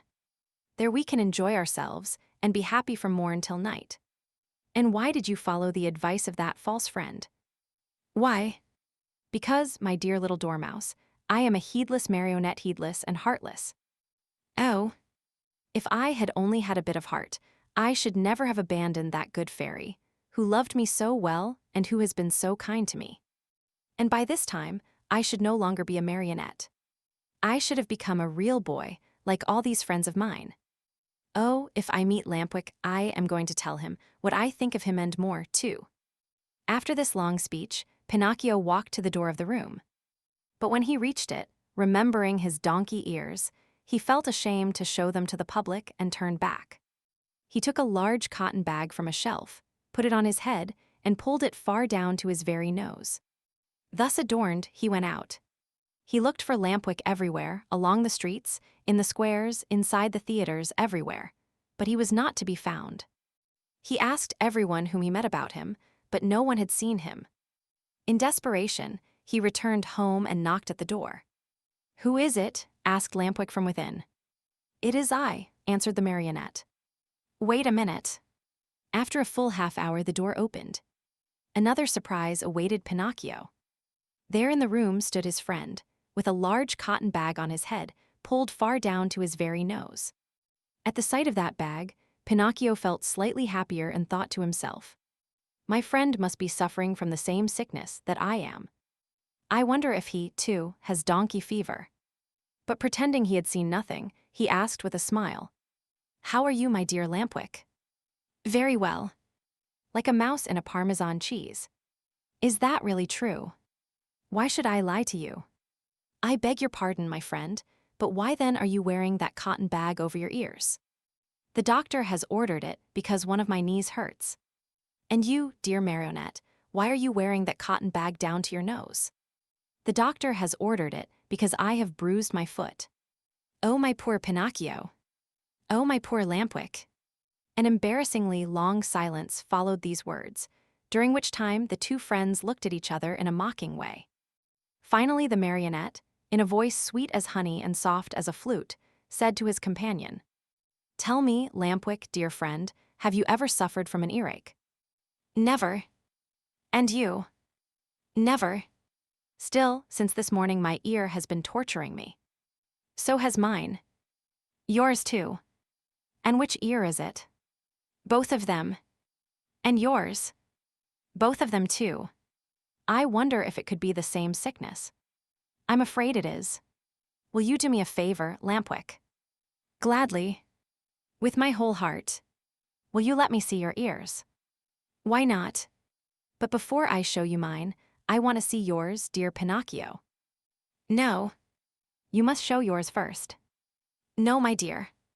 "Yours first, then mine." "Well then," said the marionette, "let us make a contract." "Let's hear the contract." "Let us take off our caps together." "All right." "All right." "Ready then." Pinocchio began to count 1, 2, 3. At the word 3, the two boys pulled off their caps and threw them high in air. And then a scene took place which is hard to believe, but it is all too true. The marionette and his friend, Lampwick, when they saw each other both stricken by the same misfortune, instead of feeling sorrowful and ashamed, began to poke fun at each other. And after much nonsense, they ended by bursting out into hearty laughter. They laughed and laughed again laughed till they ached, laughed till they cried. But all of a sudden Lampwick stopped laughing. He tottered and almost fell. Pale as a ghost, he turned to Pinocchio and said, "Help, help, Pinocchio. What is the matter?" "Oh, help me. I can no longer stand up." "I can't either," cried Pinocchio, and his laughter turned to tears as he stumbled about helplessly. They had hardly finished speaking when both of them fell on all fours and began running and jumping around the room. As they ran, their arms turned into legs, their faces lengthened into snouts, and their backs became covered with long gray hairs. This was humiliation enough, but the most horrible moment was the one in which the two poor creatures felt their tails appear. Overcome with shame and grief, they tried to cry and bemoan their fate. But what is done can't be undone. Instead of moans and cries, they burst forth into loud donkey brays, which sounded very much like, "Ha! Ha! Ha!" At that moment, a loud knocking was heard at the door and a voice called to them. "Open! I am the little man, the driver of the wagon which brought you here. Open, I say, or beware." Chapter 33. Pinocchio, having become a donkey, is bought by the owner of a circus, who wants to teach him to do tricks. the donkey becomes lame and is sold to a man who wants to use his skin for a drumhead. Very sad and downcast were the two poor little fellows as they stood and looked at each other. Outside the room, the little man grew more and more impatient, and finally gave the door such a violent kick that it flew open. With his usual sweet smile on his lips, he looked at Pinocchio and Lampwick and said to them, "Fine work, boys. You have brayed well, so well that I recognized your voices immediately, and here I am." On hearing this, the two donkeys bowed their heads in shame, dropped their ears, and put their tails between their legs. At first, the little man petted and caressed them and smoothed down their hairy coats. Then he took out a currycomb and worked over them till they shone like glass. Satisfied with the looks of the two little animals, he bridled them and took them to a marketplace far away from the land of toys, in the hope of selling them at a good price. In fact, he did not have to wait very long for an offer. Lampwick was bought by a farmer whose donkey had died the day before. Pinocchio went to the owner of a circus, who wanted to teach him to do tricks for his audiences. And now do you understand what the little man's profession was? This horrid little being, whose face shone with kindness, went about the world looking for boys. Lazy boys, boys who hated books, boys who wanted to run away from home, boys who were tired of school, all these were his joy and his fortune. He took them with him to the land of toys and let them enjoy themselves to their heart's content. When, after months of all play and no work, they became little donkeys, he sold them on the marketplace. In a few years, he had become a millionaire. What happened to Lampwick? My dear children, I do not know. Pinocchio, I can tell you, met with great hardships even from the first day.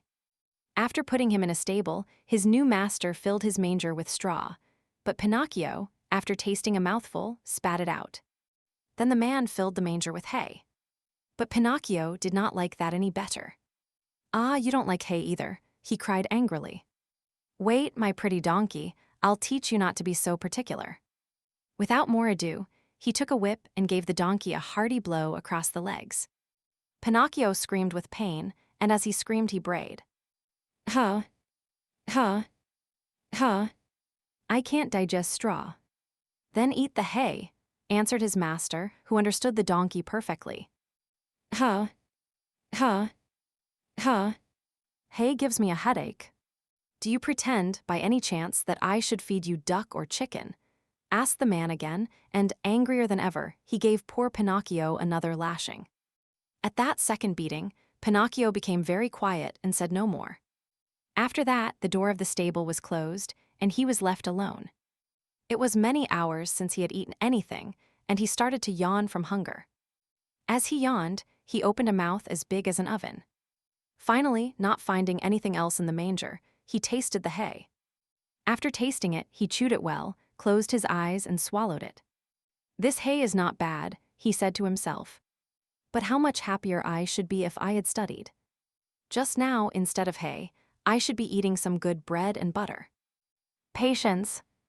Next morning, when he awoke, Pinocchio looked in the manger for more hay, but it was all gone. He had eaten it all during the night. He tried the straw, but as he chewed away at it, he noticed to his great disappointment that it tasted neither like rice nor like macaroni. "Patience," he repeated as he chewed. "If only my misfortune might serve as a lesson to disobedient boys who refuse to study. Patience. Have patience." "Patience indeed," shouted his master just then as he came into the stable. "Do you think, perhaps, my little donkey, that I have brought you here only to give you food and drink? Oh no. You are to help me earn some fine gold pieces, do you hear? Come along now. I am going to teach you to jump and bow, to dance a waltz and a polka, and even to stand on your head." Poor Pinocchio, whether he liked it or not, had to learn all these wonderful things. But it took him 3 long months and cost him many, many lashings before he was pronounced perfect. The day came at last when Pinocchio's master was able to announce an extraordinary performance. The announcements, posted all around the town and written in large letters, read thus: "Great spectacle tonight, leaps and exercises by the great artists and the famous horses of the company. First public appearance of the famous donkey called Pinocchio, the star of the dance the theater, will be as light as day.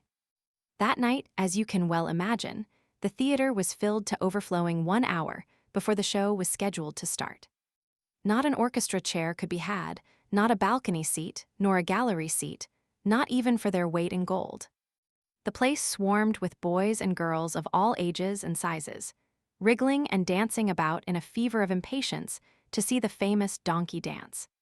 When the first part of the performance was over, the owner and manager of the circus, in a black coat, white knee breeches, and patent leather boots, presented himself to the public and in a loud, pompous voice made the following announcement. Most honored friends, gentlemen and ladies, your humble servant, the manager of this theater, presents himself before you tonight in order to introduce to you the greatest, the most famous donkey in the world. A donkey that has had the great honor in his short life of performing before the kings and queens and emperors of all the great courts of Europe. We thank you for your attention. This speech was greeted by much laughter and applause. And the applause grew to a roar when Pinocchio, the famous donkey, appeared in the circus ring. He was handsomely arrayed. A new bridle of shining leather with buckles of polished brass was on his back. 2 white camellias were tied to his ears. Ribbons and tassels of red silk adorned his mane, which was divided into many curls. A great sash of gold and silver was fastened around his waist, and his tail was decorated with ribbons of many brilliant colors. He was a handsome donkey indeed. The manager, when introducing him to the public, added these words: "Most honored audience, I shall not take your time tonight to tell you of the great difficulties which I have encountered while trying to tame this animal, since I found him in the wilds of Africa. Observe, I beg of you, the savage look of his eye. All the means used by centuries of civilization in subduing wild beasts failed in this case. I had finally to resort to the gentle language of the whip in order to bring him to my will. With all my kindness, however, I never succeeded in gaining my donkey's love. He is still today as savage as the day I found him. He still fears and hates me. But I have found in him one great redeeming feature. Do you see this little bump on his forehead? It is this bump which gives him his great talent of dancing and using his feet as nimbly as a human being. Admire him, O signori, and enjoy yourselves. I let you now be the judges of my success as a teacher of animals. Before I leave you, I wish to state that there will be another performance tomorrow night. If the weather threatens rain, the great spectacle will take place at 11 o'clock in the morning." The manager bowed and then turned to Pinocchio and said, "Ready, Pinocchio. Before starting your performance, salute your audience." Pinocchio obediently bent his 2 knees to the ground and remained kneeling until the manager, with the crack of the whip, cried sharply, "Walk." The donkey lifted himself on his 4 feet and walked around the ring. A few minutes passed and again, the voice of the manager called, "Quick step," and Pinocchio obediently changed his step. Gallop, and Pinocchio galloped. Full speed, and Pinocchio ran as fast as he could. As he ran, the master raised his arm, and a pistol shot rang in the air. At the shot, the little donkey fell to the ground as if he were really dead. A shower of applause greeted the donkey as he arose to his feet. Cries and shouts and handclappings were heard on all sides. At all that noise, Pinocchio lifted his head and raised his eyes. There, in front of him, in a box sat a beautiful woman. Around her neck she wore a long gold chain, from which hung a large medallion. On the medallion was painted the picture of a marionette.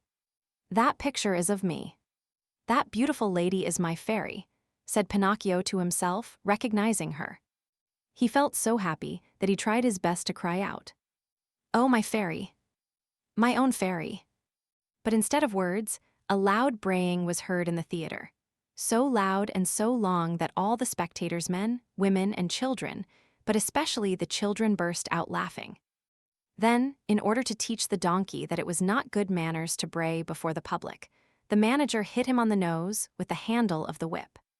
The poor little donkey stuck out a long tongue and licked his nose for a long time in an effort to take away the pain. And what was his grief when, on looking up toward the boxes, he saw that the fairy had disappeared. He felt himself fainting, his eyes filled with tears, and he wept bitterly. No one knew it, however, least of all the manager, who, cracking his whip, cried out, "Bravo, Pinocchio! Now show us how gracefully you can jump through the rings." Pinocchio tried 2 or 3 times, but each time he came near the ring, he found it more to his taste to go under it. The 4th time, at a look from his master, he leaped through it, but as he did so, his hind legs caught in the ring, and he fell to the floor in a heap. When he got up, he was lame and could hardly limp as far as the stable. "Pinocchio! We want Pinocchio! We want the little donkey!" cried the boys from the orchestra, saddened by the accident. No one saw Pinocchio again that evening. The next morning, the veterinary, that is, the animal doctor, declared that he would be lame for the rest of his life. "What do I want with a lame donkey?" said the manager to the stable boy. "Take him to the market and sell him." When they reached the square, a buyer was soon found. "How much do you ask for that little lame donkey?" he asked. $4. "I'll give you 4 cents. Don't think I'm buying him for work. I want only his skin. It looks very tough, and I can use it to make myself a drumhead. I belong to a musical band in my village, and I need a drum. I leave it to you, my dear children, to picture to yourself the great pleasure with which Pinocchio heard that he was to become a drumhead." As soon as the buyer had paid the 4 cents, the donkey changed hands. His new owner took him to a high cliff overlooking the sea, put a stone around his neck, tied a rope to one of his hind feet, gave him a push, and threw him into the water. Pinocchio sank immediately, and his new master sat on the cliff waiting for him to drown, so as to skin him and make himself a drumhead. Chapter 34. Pinocchio is thrown into the sea, eaten by fishes, and becomes a marionette once more. As he swims to land, he is swallowed by the terrible shark. Down into the sea, deeper and deeper, sank Pinocchio, and finally, after 50 minutes of waiting, the man on the cliff said to himself, "By this time, my poor little lame donkey must be drowned. Up with him, and then I can get to work on my beautiful drum." He pulled the rope which he had tied to Pinocchio's leg, pulled and pulled and pulled, and at last, he saw appear on the surface of the water, can you guess what? Instead of a dead donkey, he saw a very much alive marionette, wriggling and squirming like an eel. Seeing that wooden marionette, the poor man thought he was dreaming and sat there with his mouth wide open and his eyes popping out of his head. Gathering his wits together, he said, "And the donkey I threw into the sea." "I am that donkey," answered the marionette, laughing. "You? You little cheat. Are you poking fun at me?" "Poking fun at you? Not at all, dear master. I am talking seriously. But then, how is it that you, who a few minutes ago were a donkey, are now standing before me a wooden marionette? It may be the effect of salt water. The sea is fond of playing these tricks. Be careful, marionette, be careful. Don't laugh at me. Woe be to you if I lose my patience. Well then, my master, do you want to know my whole story? Untie my leg and I can tell it to you better." The old fellow, curious to know the true story of the marionette's life, immediately untied the rope which held his foot. Pinocchio, feeling free as a bird of the air, began his tale. "Know then that once upon a time I was a wooden marionette, just as I am today. One day I was about to become a boy, a real boy, but on account of my laziness and my hatred of books, and because I listened to bad companions, I ran away from home. One beautiful morning, I awoke to find myself changed into a donkey, long ears, gray coat, even a tail. What a shameful day for me. I hope you will never experience one like it, dear master. I was taken to the fair and sold to a circus owner, who tried to make me dance and jump through the rings. One night during a performance, I had a bad fall and became lame. Not knowing what to do with a lame donkey, the circus owner sent me to the marketplace, and you bought me. Indeed I did. And I paid 4 cents for you. Now who will return my money to me? But why did you buy me? You bought me to do me harm, to kill me, to make a drumhead out of me. Indeed I did. And now where shall I find another skin? Never mind, dear master. There are so many donkeys in this world. Tell me, impudent little rogue, does your story end here?" "One more word," answered the marionette, "and I am through. After buying me, You brought me here to kill me. But feeling sorry for me, you tied a stone to my neck and threw me to the bottom of the sea. That was very good and kind of you to want me to suffer as little as possible, and I shall remember you always. And now my fairy will take care of me, even if you. Your fairy. Who is she? She is my mother, and, like all other mothers who love their children, she never loses sight of me, even though I do not deserve it. And today this good fairy of mine, as soon as she saw me in danger of drowning, sent 1,000 fishes to the spot where I lay. They thought I was really a dead donkey and began to eat me. What great bites they took! One ate my ears, another my nose, a third my neck and my mane. Some went at my legs and some at my back, and among the others there was one tiny fish so gentle and polite that he did me the great favor of eating even my tail. From now on, said the man, horrified, I swear I shall never again taste fish. How I should enjoy opening a mullet or a whitefish just to find there the tail of a dead donkey. I think as you do, answered the marionette, laughing. Still, you must know that when the fish finished eating my donkey coat, which covered me from head to foot, they naturally came to the bones, or rather, in my case, to the wood. For as you know, I am made of very hard wood. After the first few bites, those greedy fish found out that the wood was not good for their teeth, and, afraid of indigestion, they turned and ran here and there, without saying goodbye or even as much as thank you to me. Here, dear master, you have my story. You know now why you found a marionette, and not a dead donkey when you pulled me out of the water. I laugh at your story, cried the man angrily. I know that I spent 4 cents to get you, and I want my money back. Do you know what I can do? I am going to take you to the market once more and sell you as dry firewood. Very well, sell me. I am satisfied, said Pinocchio. But as he spoke, he gave a quick leap and dived into the sea. Swimming away as fast as he could, he cried out, laughing, Goodbye, master. If you ever need a skin for your drum, remember me. He swam on and on. After a while, he turned around again and called louder than before, Goodbye, master. If you ever need a piece of good dry firewood, remember me. In a few seconds, he had gone so far he could hardly be seen. All that could be seen of him was a very small black dot moving swiftly on the blue surface of the water. A little black dot which now and then lifted a leg or an arm in the air. One would have thought that Pinocchio had turned into a porpoise, playing in the sun. After swimming for a long time, Pinocchio saw a large rock in the middle of the sea, a rock as white as marble. High on the rock stood a little goat bleating and calling and beckoning to the marionette to come to her. There was something very strange about that little goat. Her coat was not white or black or brown as that of any other goat, but azure, a deep, brilliant color that reminded one of the hair of the lovely maiden. Pinocchio's heart beat fast, and then faster and faster. He redoubled his efforts and swam as hard as he could toward the white rock. He was almost halfway over, when suddenly a horrible sea monster stuck its head out of the water, an enormous head with a huge mouth, wide open, showing 3 rows of gleaming teeth, the mere sight of which would have filled you with fear. Do you know what it was? That sea monster was no other than the enormous shark, which has often been mentioned in this story, and which, on account of its cruelty, had been nicknamed the Attila of the sea by both fish and fishermen. Poor Pinocchio! The sight of that monster frightened him almost to death. He tried to swim away from him, to change his path, to escape, but that immense mouth kept coming nearer and nearer. Hasten, Pinocchio, I beg you, bleated the little goat on the high rock. And Pinocchio swam desperately with his arms, his body, his legs, his feet.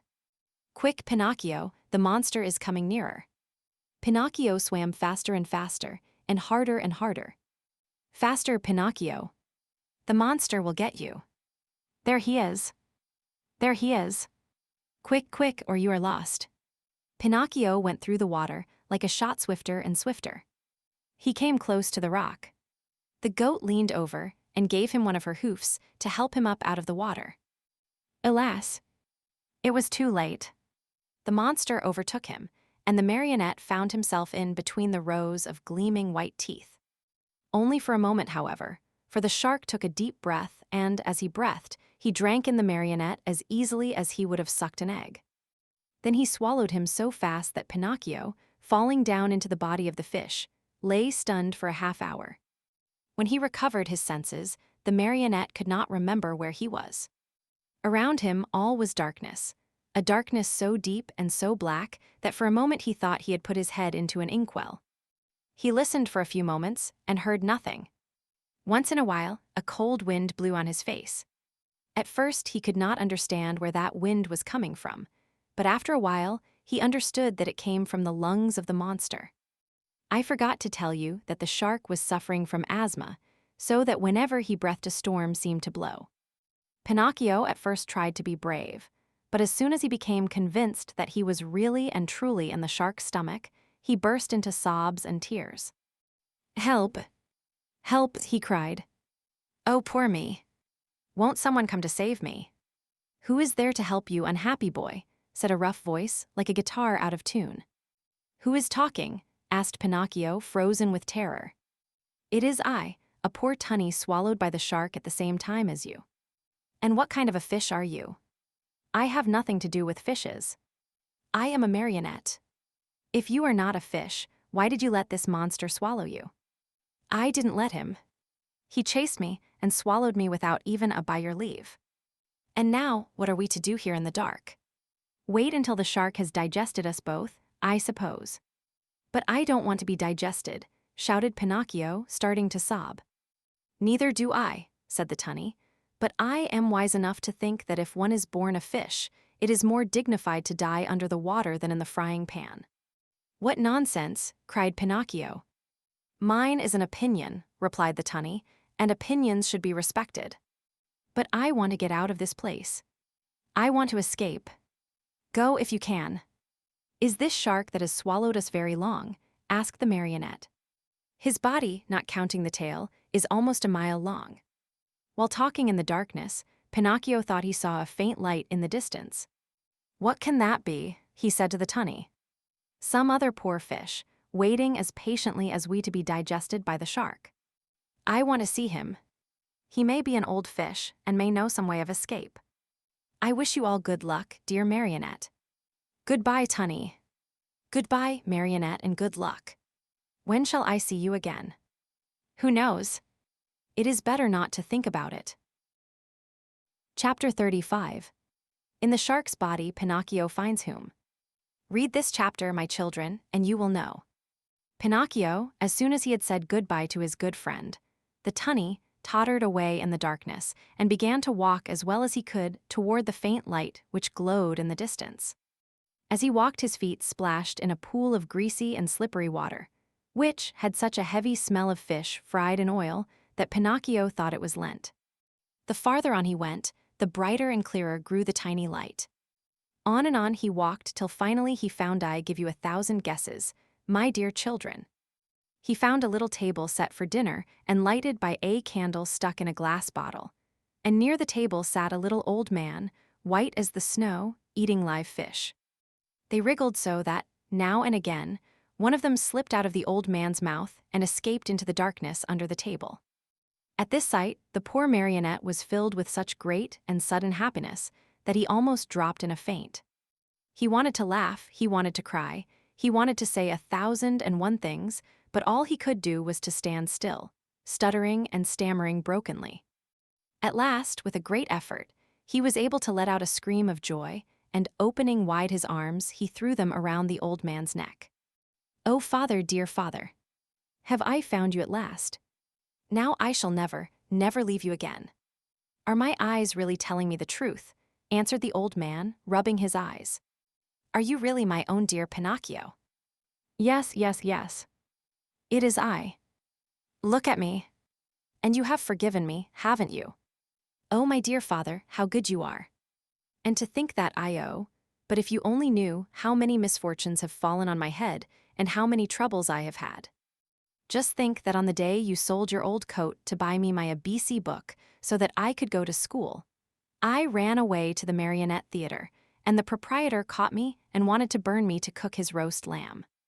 He was the one who gave me the 5 gold pieces for you, but I met the fox and the cat, who took me to the Inn of the Red Lobster. There they ate like wolves, and I left the inn alone, and I met the assassins in the wood. I ran, and they ran after me, always after me, till they hanged me to the branch of a giant oak tree. Then the fairy of the azure hair sent the coach to rescue me, and the doctors, after looking at me, said, "If he is not dead, then he is surely alive." And then I told a lie, and my nose began to grow. It grew and it grew, till I couldn't get it through the door of the room. And then I went with the fox and the cat to the field of wonders to bury the gold pieces. The parrot laughed at me, and instead of 2,000 gold pieces, I found none. When the judge heard I had been robbed, he sent me to jail to make the thieves happy. And when I came away, I saw a fine bunch of grapes hanging on a vine. The trap caught me, and the farmer put a collar on me and made me a watchdog. He found out I was innocent when I caught the weasels, and he let me go. The serpent with the tail that smoked started to laugh, and a vein in his chest broke, and so I went back to the fairy's house. She was dead, and the pigeon, seeing me crying, said to me, "I have seen your father building a boat to look for you in America." And I said to him, "Oh, if I only had wings." And he said to me, "Do you want to go to your father?" And I said, "Perhaps, but how?" And he said, "Get on my back. I'll take you there." We flew all night long, and next morning the fishermen were looking toward the sea, crying, "There is a poor little man drowning." And I knew it was you, because my heart told me so, and I waved to you from the shore. "I knew you also," put in Geppetto, "and I wanted to go to you, but how could I?" The sea was rough, and the white caps overturned the boat. Then a terrible shark came up out of the sea, and as soon as he saw me in the water, swam quickly toward me, put out his tongue, and swallowed me as easily as if I had been a chocolate peppermint. "And how long have you been shut away in here?" "From that day to this, 2 long weary years, 2 years, my Pinocchio, which have been like 2 centuries. "And how have you lived? Where did you find the candle? And the matches with which to light it, where did you get them? You must know that, in the storm which swamped my boat, a large ship also suffered the same fate. The sailors were all saved, but the ship went right to the bottom of the sea, and the same terrible shark that swallowed me swallowed most of it." "What? Swallowed a ship?" asked Pinocchio in astonishment. "At one gulp?" The only thing he spat out was the mainmast, for it stuck in his teeth.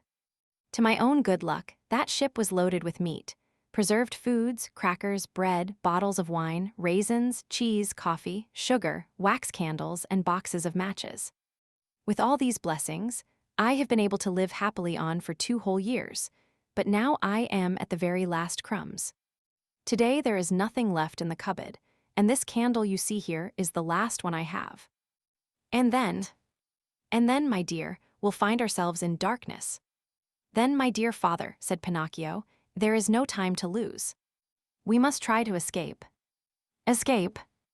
How?" "We can run out of the shark's mouth and dive into the sea." "You speak well, but I cannot swim, my dear Pinocchio." "Why should that matter? You can climb on my shoulders, and I, who am a fine swimmer, will carry you safely to the shore." "Dreams, my boy," answered Geppetto, shaking his head and smiling sadly. "Do you think it possible for a marionette, a yard high, to have the strength to carry me on his shoulders and swim? Try it and see. And in any case, if it is written that we must die, we shall at least die together." Not adding another word, Pinocchio took the candle in his hand, and going ahead to light the way, he said to his father, "Follow me and have no fear." They walked a long distance through the stomach and the whole body of the shark. When they reached the throat of the monster, they stopped for a while to wait for the right moment in which to make their escape. I want you to know that the shark, being very old and suffering from asthma and heart trouble, was obliged to sleep with his mouth open. Because of this, Pinocchio was able to catch a glimpse of the sky filled with stars, as he looked up through the open jaws of his new home. "The time has come for us to escape," he whispered, turning to his father. "The shark is fast asleep. The sea is calm, and the night is as bright as day. Follow me closely, dear father, and we shall soon be saved." No sooner said than done. They climbed up the throat of the monster, till they came to that immense open mouth. There they had to walk on tiptoes, for if they tickled the shark's long tongue, he might awaken, and where would they be then? The tongue was so wide and so long that it looked like a country road. The two fugitives were just about to dive into the sea when the shark sneezed very suddenly, and, as he sneezed, he gave Pinocchio and Geppetto such a jolt that they found themselves thrown on their backs and dashed once more and very unceremoniously into the stomach of the monster. To make matters worse, the candle went out and father and son were left in the dark. "And now?" asked Pinocchio with a serious face. "Now we are lost." "Why lost?" "Give me your hand, dear father, and be careful not to slip." "Where will you take me?" "We must try again." "Come with me and don't be afraid." With these words, Pinocchio took his father by the hand, and, always walking on tiptoes, they climbed up the monster's throat for a second time. They then crossed the whole tongue and jumped over 3 rows of teeth. But before they took the last great leap, the marionette said to his father, "Climb on my back and hold on tightly to my neck. I'll take care of everything else." As soon as Geppetto was comfortably seated on his shoulders, Pinocchio, very sure of what he was doing, dived into the water and started to swim. The sea was like oil, the moon shone in all splendor, and the shark continued to sleep so soundly that not even a cannon shot would have awakened him. Chapter 36. Pinocchio finally ceases to be a marionette and becomes a boy. "My dear father, we are saved," cried the marionette. "All we have to do now is to get to the shore, and that is easy." Without another word, he swam swiftly away in an effort to reach land as soon as possible. All at once he noticed that Geppetto was shivering and shaking as if with a high fever. Was he shivering from fear or from cold? Who knows? Perhaps a little of both. But Pinocchio, thinking his father was frightened, tried to comfort him by saying, "Courage, father. In a few moments, we shall be safe on land." "But where is that blessed shore?" asked the little old man, more and more worried as he tried to pierce the faraway shadows. "Here I am searching on all sides, and I see nothing but sea and sky." "I see the shore," said the marionette. "Remember, father, that I am like a cat. I see better at night than by day." Poor Pinocchio pretended to be peaceful and contented, but he was far from that. He was beginning to feel discouraged, his strength was leaving him, and his breathing was becoming more and more labored. He felt he could not go on much longer, and the shore was still far away. He swam a few more strokes. Then he turned to Geppetto and cried out weakly, "Help me, father. Help, for I am dying." Father and son were really about to drown when they heard a voice like a guitar, out of tune call from the sea. "What is the trouble?" "It is I and my poor father." "I know the voice." "You are Pinocchio." "Exactly." "And you?" "I am the tunny, your companion in the shark's stomach." "And how did you escape?" "I imitated your example. You are the one who showed me the way, and after you went, I followed." "Tunny, you arrived at the right moment. I implore you, for the love you bear your children, the little tunnies, to help us, or we are lost." "With great pleasure indeed. Hang onto my tail, both of you, and let me lead you. In a twinkling, you will be safe on land." Geppetto and Pinocchio, as you can easily imagine, did not refuse the invitation. Indeed, instead of hanging onto the tail, they thought it better to climb on the tunny's back. "Are we too heavy?" asked Pinocchio. "Heavy? Not in the least. You are as light as seashells," answered the tunny, who was as large as a 2-year-old horse. As soon as they reached the shore, Pinocchio was the first to jump to the ground to help his old father. Then he turned to the fish and said to him, "Dear friend, you have saved my father, and I have not enough words with which to thank you. Allow me to embrace you as a sign of my eternal gratitude." The tunny stuck his nose out of the water, and Pinocchio knelt on the sand and kissed him most affectionately on his cheek. At this warm greeting, the poor tunny, who was not used to such tenderness, wept like a child. He felt so embarrassed and ashamed that he turned quickly, plunged into the sea, and disappeared. In the meantime, day had dawned. Pinocchio offered his arm to Geppetto, who was so weak he could hardly stand, and said to him, "Lean on my arm, dear father, and let us go. We will walk very, very slowly, and if we feel tired, we can rest by the wayside." "And where are we going?" asked Geppetto. "To look for a house or a hut where they will be kind enough to give us a bite of bread and a bit of straw to sleep on." They had not taken 100 steps when they saw two rough-looking individuals sitting on a stone begging for alms. It was the fox and the cat, but one could hardly recognize them. They looked so miserable. The cat, after pretending to be blind for so many years, had really lost the sight of both eyes. And the fox, old, thin, and almost hairless, had even lost his tail. That sly thief had fallen into deepest poverty, and one day he had been forced to sell his beautiful tail for a bite to eat. "Oh, Pinocchio," he cried in a tearful voice. "Give us some alms, we beg of you. We are old, tired, and sick." "Sick," repeated the cat. "Addio, false friends," answered the marionette. "You cheated me once, but you will never catch me again. Believe us. Today we are truly poor and starving." "Starving," repeated the cat. "If you are poor, you deserve it. Remember the old proverb which says, 'Stolen money never bears fruit.' Addio, false friends. Have mercy on us. On us. Addio, false friends. Remember the old proverb which says, 'Bad wheat always makes poor bread.' Do not abandon us." "Abandon us," repeated the cat. "Addio, false friends. Remember the old proverb, 'Whoever steals his neighbor's shirt usually dies without his own.'" Waving goodbye to them, Pinocchio and Geppetto calmly went on their way. After a few more steps, they saw, at the end of a long road near a clump of trees, a tiny cottage built of straw. "Someone must live in that little hut," said Pinocchio. "Let us see for ourselves." They went and knocked at the door. "Who is it?" said a little voice from within. "A poor father and a poorer son, without food and with no roof to cover them," answered the marionette. "Turn the key and the door will open," said the same little voice. Pinocchio turned the key, and the door opened. As soon as they went in, they looked here and there and everywhere but saw no one. "Oh ho, where is the owner of the hut?" cried Pinocchio, very much surprised. "Here I am up here." Father and son looked up to the ceiling, and there on a beam sat the talking cricket. "Oh, my dear cricket," said Pinocchio, bowing politely. "Oh, now you call me your dear cricket, but do you remember when you threw your hammer at me to kill me? You are right, dear cricket. Throw a hammer at me now. I deserve it.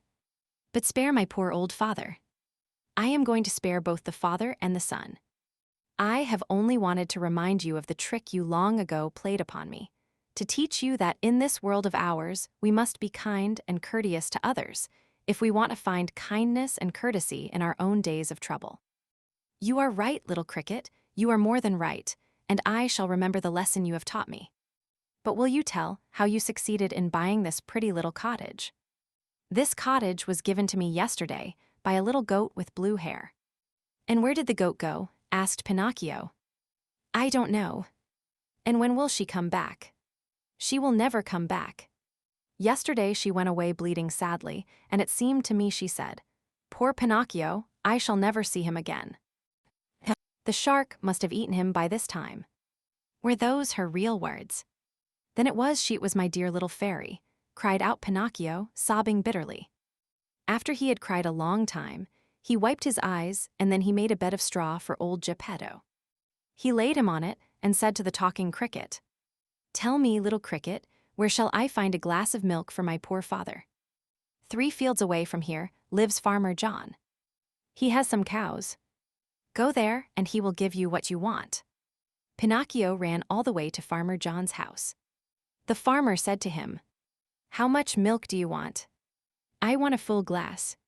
"A full glass costs a penny." "First give me the penny." "I have no penny," answered Pinocchio, sad and ashamed. "Very bad, my marionette," answered the farmer, "very bad. If you have no penny, I have no milk." "Too bad," said Pinocchio and started to go. "Wait a moment," said Farmer John. "Perhaps we can come to terms. Do you know how to draw water from a well?" "I can try." "Then go to that well you see yonder and draw 100 bucketfuls of water." "Very well. After you have finished, I shall give you a glass of warm, sweet milk." "I am satisfied." Farmer John took the marionette to the well and showed him how to draw the water. Pinocchio set to work as well as he knew how, but long before he had pulled up the 100 buckets, he was tired out and dripping with perspiration. He had never worked so hard in his life. "Until today," said the farmer, "my donkey has drawn the water for me, but now that poor animal is dying." "Will you take me to see him?" said Pinocchio. "Gladly." As soon as Pinocchio went into the stable, he spied a little donkey lying on a bed of straw in the corner of the stable. He was worn out from hunger and too much work. After looking at him a long time, he said to himself, "I know that donkey. I have seen him before." And bending low over him, he asked, "Who are you?" At this question, the donkey opened weary, dying eyes and answered in the same tongue, "I am Lampwick." Then he closed his eyes and died. "Oh, my poor Lampwick," said Pinocchio in a faint voice, as he wiped his eyes with some straw he had picked up from the ground. "Do you feel so sorry for a little donkey that has cost you nothing?" said the farmer. "What should I do, I, who have paid my good money for him? But you see, he was my friend." "Your friend?" "A classmate of mine." "What?" shouted Farmer John, bursting out laughing. "What? You had donkeys in your school? How you must have studied." The marionette, ashamed and hurt by those words, did not answer, but taking his glass of milk returned to his father. From that day on, for more than 5 months, Pinocchio got up every morning just as dawn was breaking and went to the farm to draw water. And every day he was given a glass of warm milk for his poor old father, who grew stronger and better day by day. But he was not satisfied with this. He learned to make baskets of reeds and sold them. With the money he received, he and his father were able to keep from starving. Among other things, he built a rolling chair, strong and comfortable, to take his old father out for an airing on bright, sunny days. In the evening, the marionette studied by lamplight. With some of the money he had earned, he bought himself a second-hand volume that had a few pages missing, and with that, he learned to read in a very short time. As far as writing was concerned, he used a long stick at one end of which he had whittled a long, fine point. Ink he had none, so he used the juice of blackberries or cherries. Little by little, his diligence was rewarded. He succeeded not only in his studies, but also in his work, and a day came when he put enough money together to keep his old father comfortable and happy. Besides this, he was able to save the great amount of 50 pennies. With it he wanted to buy himself a new suit. One day he said to his father, "I am going to the marketplace to buy myself a coat, a cap, and a pair of shoes. When I come back I'll be so dressed up, you will think I am a rich man." He ran out of the house and up the road to the village, laughing and singing. Suddenly he heard his name called, and looking around to see whence the voice came, he noticed a large snail crawling out of some bushes. "Don't you recognize me?" said the snail. "Yes and no." "Do you remember the snail that lived with the fairy with azure hair? Do you not remember how she opened the door for you one night and gave you something to eat?" "I remember everything," cried Pinocchio. "Answer me quickly, pretty snail, where have you left my fairy? What is she doing? Has she forgiven me? Does she remember me? Does she still love me? Is she very far away from here? May I see her?" At all these questions, tumbling out one after another, the snail answered, calm as ever, "My dear Pinocchio, the fairy is lying ill in a hospital." "In a hospital?" "Yes, indeed. She has been stricken with trouble and illness, and she hasn't a penny left with which to buy a bite of bread." "Really? Oh, how sorry I am. My poor, dear little fairy. If I had 1,000,000 I should run to her with it. But I have only 50 pennies. Here they are. I was just going to buy some clothes. Here, take them, little snail, and give them to my good fairy." "What about the new clothes?" "What does that matter? I should like to sell these rags I have on to help her more. Go and hurry. Come back here within a couple of days, and I hope to have more money for you. Until today, I have worked for my father. Now I shall have to work for my mother also. Goodbye, and I hope to see you soon." The snail, much against her usual habit, began to run like a lizard under a summer sun. When Pinocchio returned home, his father asked him, "And where is the new suit? I couldn't find one to fit me. I shall have to look again some other day." That night, Pinocchio, instead of going to bed at 10 o'clock, waited until midnight, and instead of making 8 baskets, he made 16. After that, he went to bed and fell asleep. As he slept, he dreamed of his fairy, beautiful, smiling, and happy, who kissed him and said to him, "Bravo, Pinocchio. In reward for your kind heart, I forgive you for all your old mischief." Boys who love and take good care of their parents when they are old and sick deserve praise even though they may not be held up as models of obedience and good behavior. Keep on doing so well, and you will be happy. At that very moment, Pinocchio awoke and opened wide his eyes. What was his surprise and his joy when, on looking himself over, he saw that he was no longer a marionette, but that he had become a real live boy. He looked all about him, and instead of the usual walls of straw, he found himself in a beautifully furnished little room, the prettiest he had ever seen. In a twinkling, he jumped down from his bed to look on the chair standing near. There he found a new suit, a new hat, and a pair of shoes.